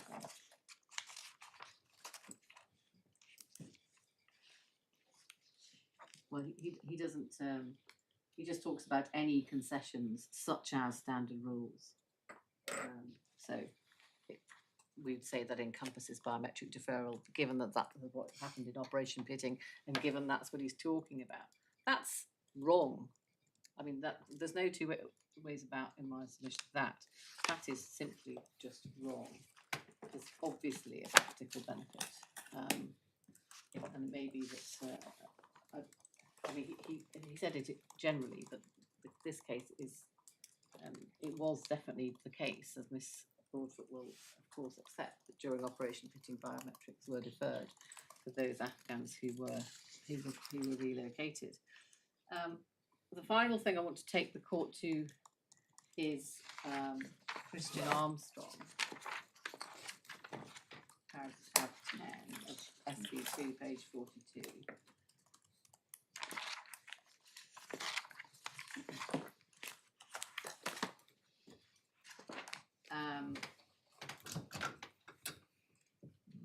And again, it's actually quite helpfully sets out sort of what was going on. Paragraph 5, the scheme allowed, in addition,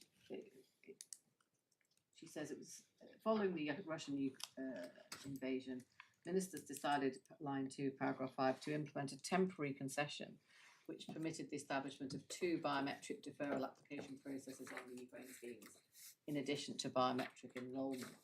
This concession allowed some Ukrainian nationals seeking sanctuary, as she describes it, in the UK, although they are actually making family reunion applications, like the appellant, to submit an application without enrolling fingerprints at a VAC, fingerprint biometrics, and then to travel to the UK, where full biometrics were captured or should be subsequently captured. This concession was considered a proportionate response that balanced the security risks with humanitarian needs. By implementing that concession, Ukrainians without valid passports, some of whom were vulnerable, would get better access to appointments at VACs, while those with passports could apply for the scheme without having to attend a VAC. So in summary, that's actually what the fit situation on the ground was. And then the next paragraph 6 just talks about the process of who was allowed to be deferred and who wasn't. And paragraph 7 deals with the numbers, which I already took the court to. Importantly, just for the purpose of 6C, Ukrainian nationals with a passport, but either who couldn't use the ID Check app, which was the smartphone app, or chose not to, applied using this process to defer their biometrics. So there could be people who just chose not to give their biometrics, and that was still permissible, even though they could have done. So again, the Secretary of State has had a very light touch approach to biometrics there. Indeed, she says at the bottom of 760, on arrival in the UK, they're granted 6 months outside the immigration rules, LOTR, within which time they'd submit an in-country light touch application to enrol their biometrics at the UK visa centre. And then they'd get the 36 months. So that's what she says. And then she then talks about paragraph 8. This is about the withdrawal. Since the implementation, the Home Office officials have kept the Ukraine schemes and application process under review. She says in early 2023, work was underway to assess the risks about the deferral, and further assessment of the threat from Ukraine was also being undertaken. And this led to the development of policy options, including continuation or cessation of the biometric deferral concessions. And then on the 20th of September, they decided to close the biometric deferral process, effectively ending that new concession, and it came into operational effect on the 7th of December. So the 20th of September is shortly after these proceedings were afoot in the Court of Appeal, and the Secretary of State was filing her skeleton argument. And these then it took 10 weeks to make that first decision to the actual implementation. And then those are the reasons are set out there. The nature and degree of the threat had changed, and there's an updated sensitive national security threat provided to ministers for their consideration. The need to leave Ukraine for sanctuary in another country had reduced. Applications, applicants under the Ukraine schemes were travelling to the UK less quickly than when biometric deferral applications were implemented. The volumes had dramatically reduced. And they, in June 2022, they were 27,000 applications. In 2023, there were 1,900. and capacity had increased at the VACs to increase as regards increased demand, but anyway, the demand hadn't increased because it was going down. So that's the composite set of justifications, including on a partly based on partly based on an updated sensitive national security threat assessment. That paragraph 10. So that's the justification for the slow withdrawal of the scheme. And that back to my Lord Justice Peace Jackson's point about was it unlawful ab initio or but was it on the basis of no very weighty reasons, or did it become so? And there is a requirement for the Secretary of State to justify it during its currency in our submission. And this case has happened to have taken a long time to get to court, but we're here now with this evidence, which nobody had before. Well, can I ask you about that? It's Yes. been helpful for you to take us through the new material. Yeah. In order for it, and it may not be the biggest point in the case, but in order for it to be formally admitted, Yes. the conventional approach is, in one respect, that it must have an important influence on the outcome. Could you just, without inviting you to go into a sort of big textual comparison, Yes. but in a sense, what is there in this that would cause Mrs. Justice Lieven's eyebrows to shoot up, so that it might have an important influence on the outcome? One can see that it's important material. One can see that there's a level of detail in it Yes. that is of interest. But what aspect of this has an important influence on the outcome? Well, I mean, the way I've analysed the evidence is to create a table of what was before her, what was after her, what was submitted later, and highlighted the various comparisons and the issues. But one particular thing was the ministerial authorisation justifying the biometric deferral. That's the 8th of April 2022. That's the point that you made to my lady a moment ago. Yes, and the other The nature of the assessment of the risk. nature of the assessment and the looking at the factors, the countervailing factors, and then this court will then have to look at whether the very weighty reasons that have identified and address those countervailing factors, such that the reasons are very weighty, notwithstanding those. And we didn't have that contextual analysis earlier. That's one. That's one. The second is in relation to the temporal nature of the scheme. That's absolutely something that you didn't have before, because, and back to my Lord's question as to was it unlawful at the beginning or did it become unlawful? And you can't evaluate that question without the new material, particularly from Miss Armstrong, as to the justification in terms of timing and numbers and pressure on the VAC. Right, so you say that Mrs. Justice Lieven obviously knew that the scheme was still in effect for Ukrainians in April, December Yeah, the hearing was in 2022. the beginning of December, that's right. 2022, which is when you had your hearing before her. Yes. But she obviously wasn't to know how long it was going to continue for after that. Yes, and there was no suggestion at that time that it was going to come to an end. I mean, In apart fact, from it the went on for another year. apart from the fact that it was supposed to be under review, but the witness evidence that was before her was dated June 2022. That was what was served with the DGDs, and then that material from the part 18 was before her. The material that's now in SB. In SB1, that was before Mrs. Justice Lieven. But the what's most important is the material which looked at the Secretary of State's concerns about how it would impact on Afghans and others similarly placed. So although she says geopolitical, these are governmental decisions. In order for the court to be satisfied as to that, in my submission, that court should have seen, this court should evaluate that which it has now been given, and that's why it's capable of having that new material is capable of having an important influence on the outcome of the case. And second, we say that it should have been disclosed under duty of candour. And we asked for it in the Part 18. We made a series of requests in the Part 18, which, just for the purpose of the court's note, is at SB tab 7, page 112. Very lengthy series of questions, but most of which refer to the witness, the kind of content of the witness statement, but there are other matters which should have been included there. We sought to renew that Part 18 application before Mrs. Justice Lieven, but So then which is, just for reference, which is the particular part of that long document which relates to this? So 112. Let me just turn that one up. Are these sort of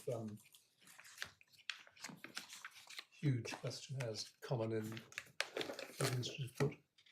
Well, ordinarily, we would expect the Secretary of State to disclose material pursuant to the duty of candour.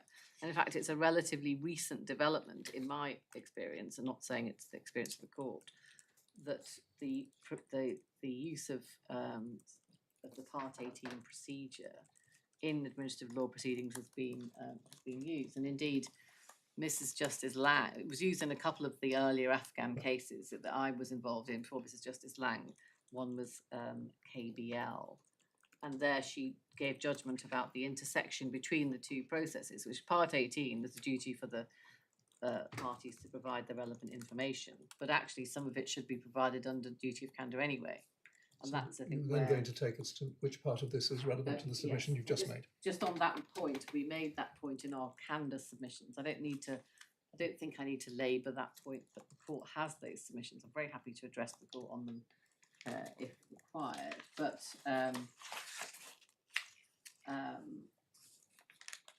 so let's go to the. I think.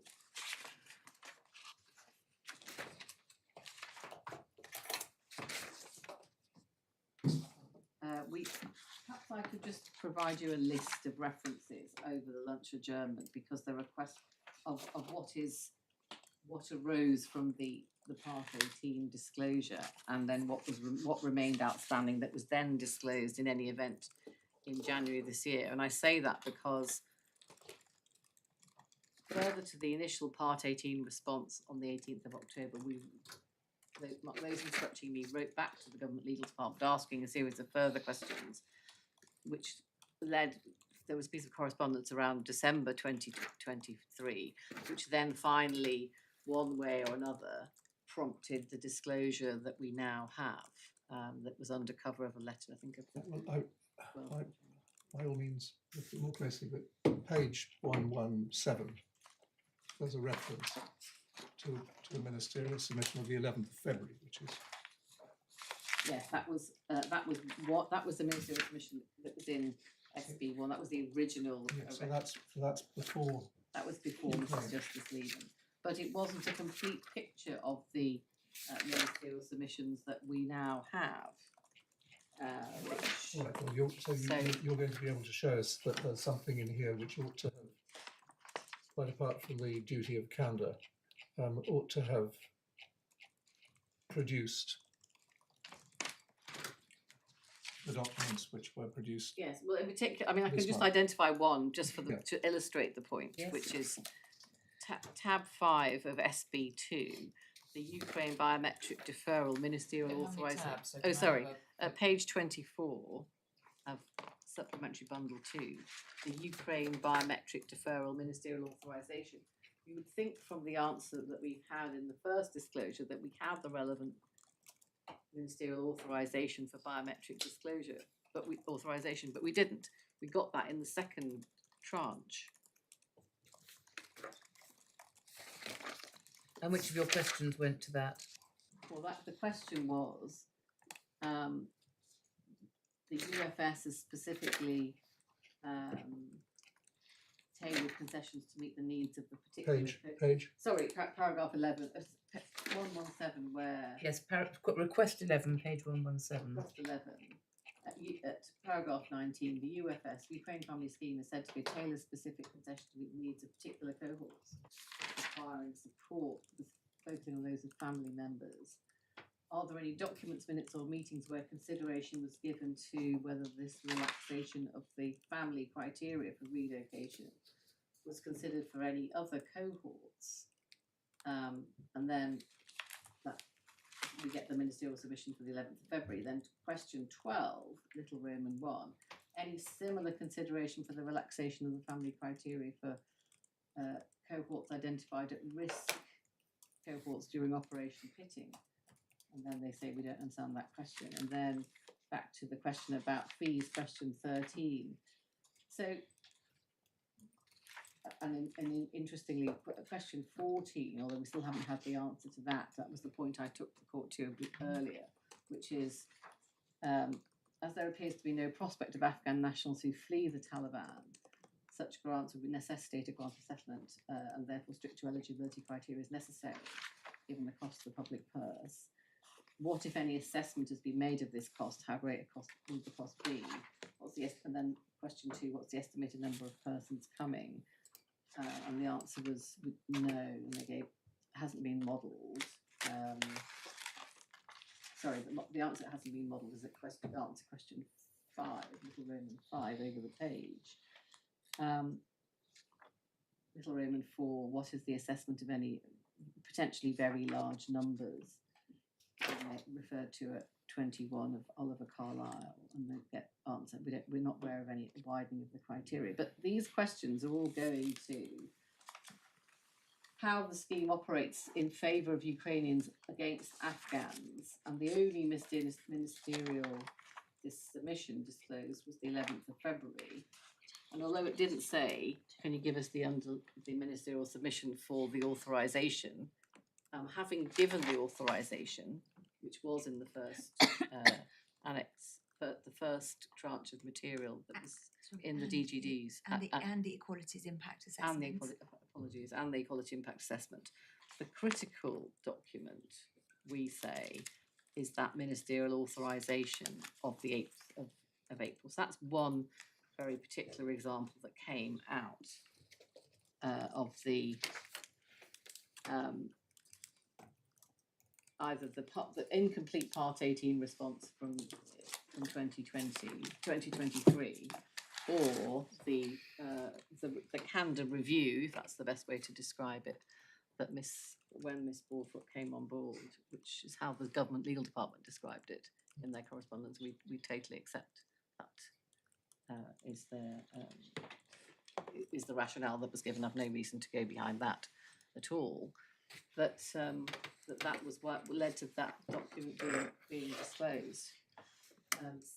But that is, we say, that plus the extending to non-biometric passport recommendation at 23rd of March, and the biometric waiver for passport holders on the 10th of March. Those are the key documents in my submission that we've been to, and then Miss Armstrong just supports the current position, if we can put it in that way. So if I will do a proper, if I may, over lunch trawl, just to make sure I haven't omitted anything from that series of questions.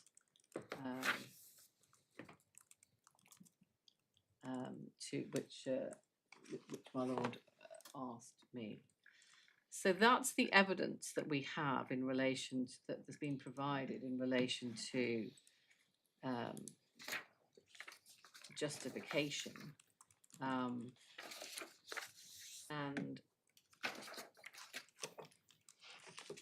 just going back to our so then I was going to move on, and I can probably take it reasonably briefly, but just going to the law at paragraph 30 about as to justification and very weighty reasons. I think the best place, so we'd start that, we set that out at paragraph 38 of our skeleton onwards, article 14 and the discrimination test, prima facie.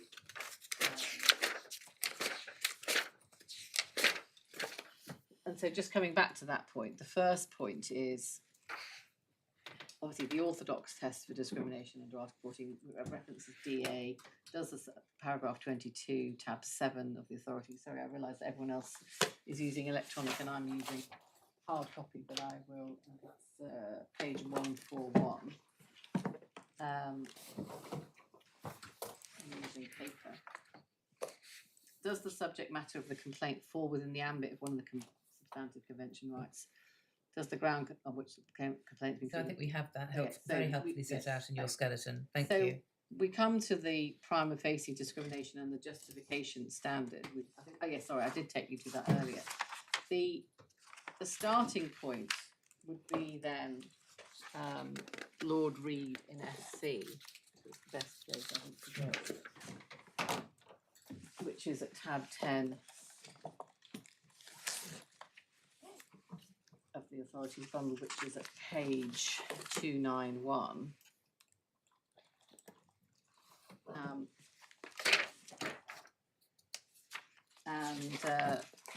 If I could just take the court to, we looked at the earlier passages about analogous.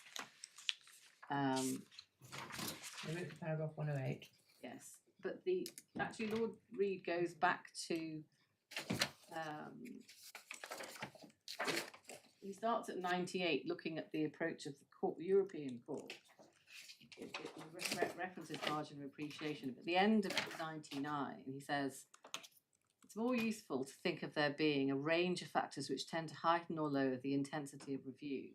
In a given case, a number of these factors may be present, possibly pulling in different directions, and the court has to take them all into account in order to make an overall assessment. And the case law indicates that some factors have greater weight than others. One particular important factor is the ground of difference in treatment. And then the question of, in principle, and all, this is 100, all other things being equal, the court usually applies a strict review to the reasons advanced and justification of treatment on what's sometimes called the suspect grounds, which include here nationality or race. And 101, the court originally developed a requirement that very weighty reasons must be shown to justify a difference in treatment.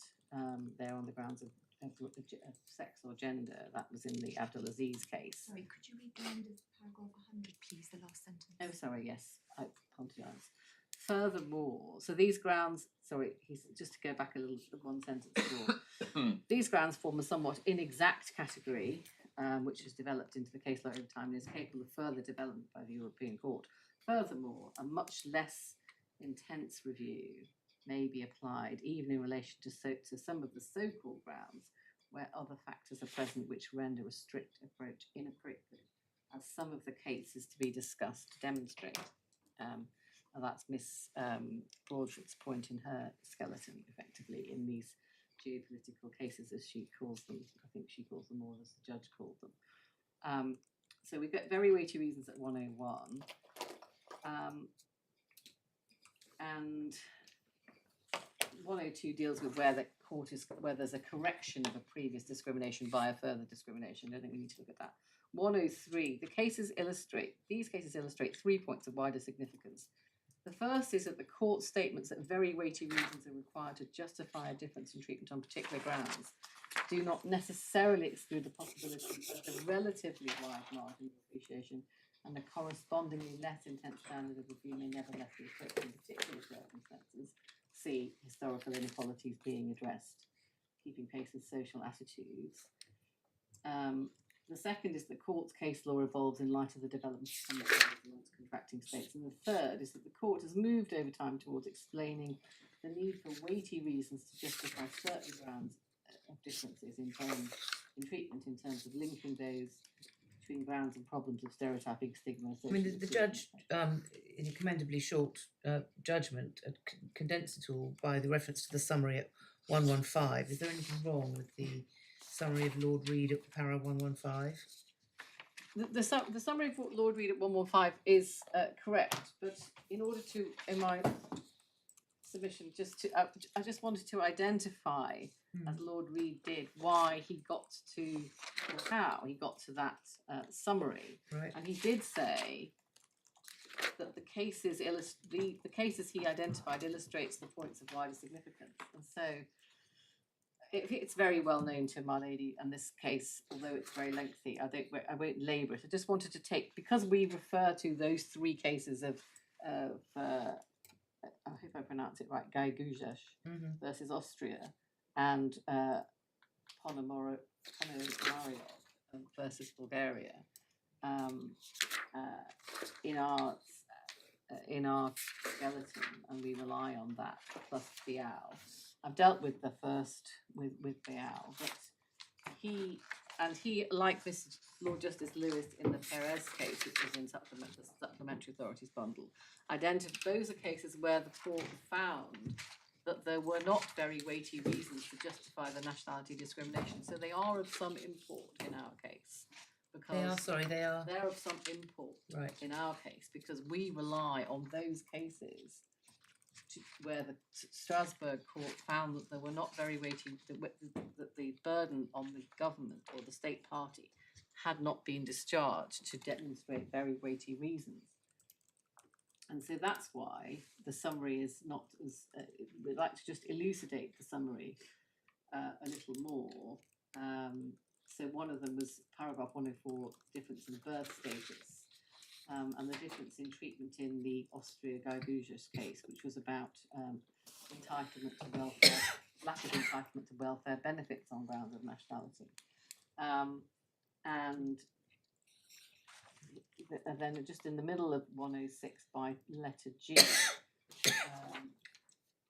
the court was looking at the case, the Ponomariov case, and in passing observed that the court may differentiate between certain categories of aliens of special order cases.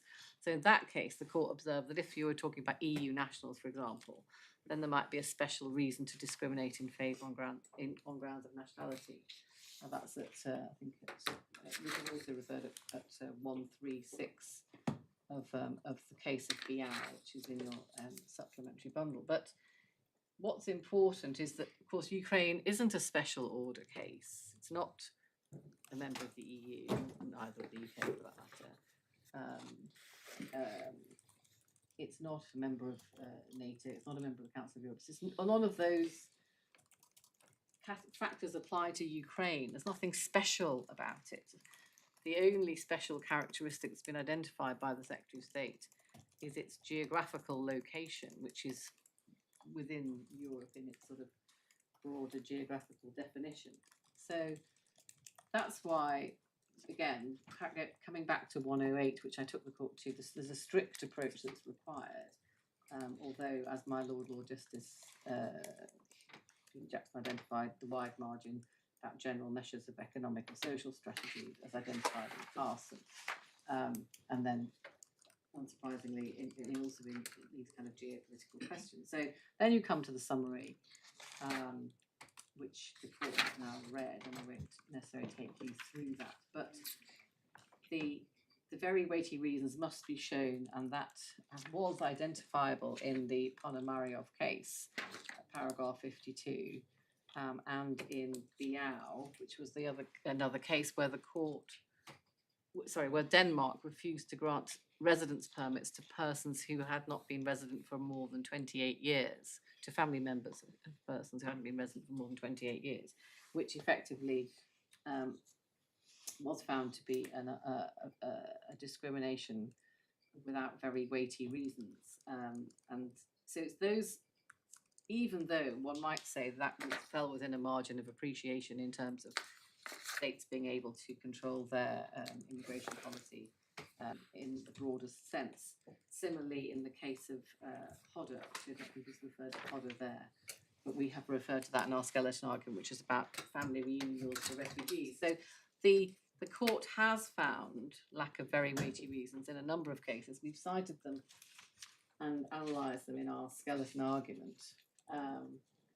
At paragraph 42, we also included, I could take the court briefly to those just after lunch, the Andreeva and Savitskis versus Latvia and the Poirot versus France. They are helpfully, however, all summarised by Lord Justice Lewis in Perez.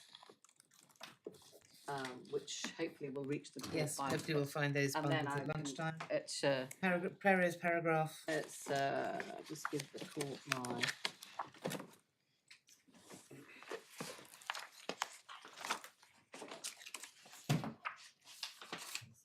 Sorry.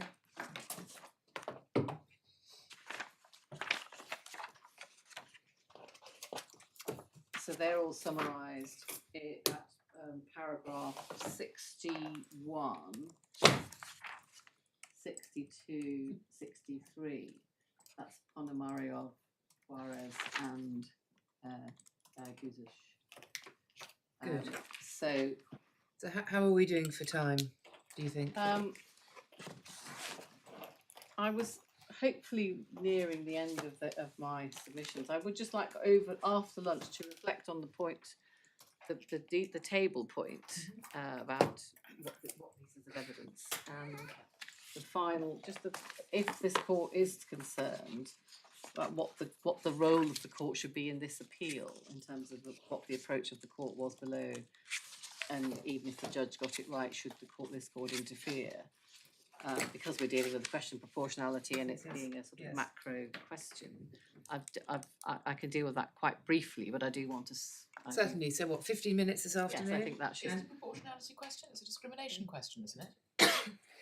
Sorry. Well, it is a discrimination question, but it's in relation to very weighty reasons, and so I say that the line of authority that I think. So I put Z and Hackney in the supplementary authorities bundle that hasn't reached the court, but because of the nature of the issue before the court, the very weighty reasons question is of a similar order to that I would submit to the questions that Thank you. So before the court. So, Ms. Broadfoot, will that give you enough time if we allow 10-15 minutes for a reply? So that gives you about an hour and a half. Yeah, that should do. All right, 2 o'clock then. Thank you all very much indeed. All right, the table.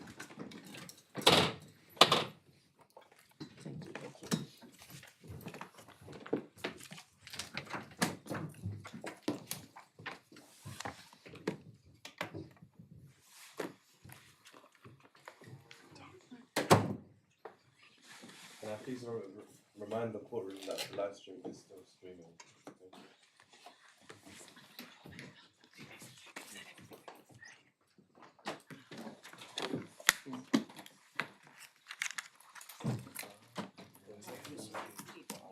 you.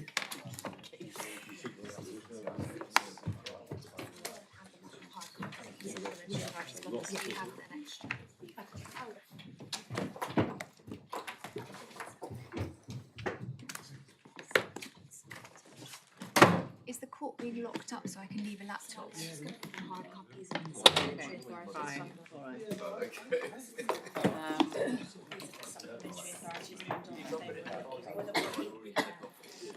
all right. So I don't even need really 5, 10 minutes, 15 minutes. I can really do it in I mean, maybe they don't need to hear very much about that question of what's the role of the court. Yeah. Complicated case to read that. I know. Well, that's what. Anyway, hopefully we won't have to go.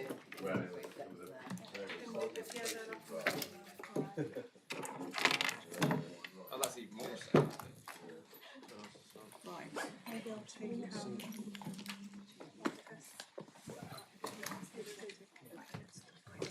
you've got my part 18 stuff in mind. Oh yeah, let's bring this. Yeah.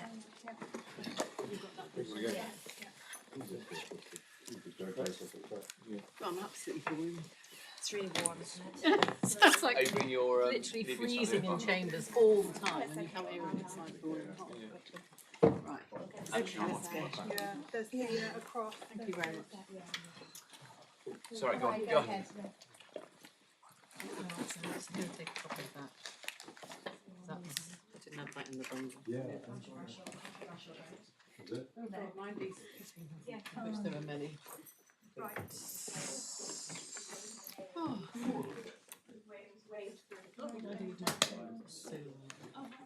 Do you want your coats now, then? No, I'm not going out. I just wanted to remind you. Can I just shove my... Sure.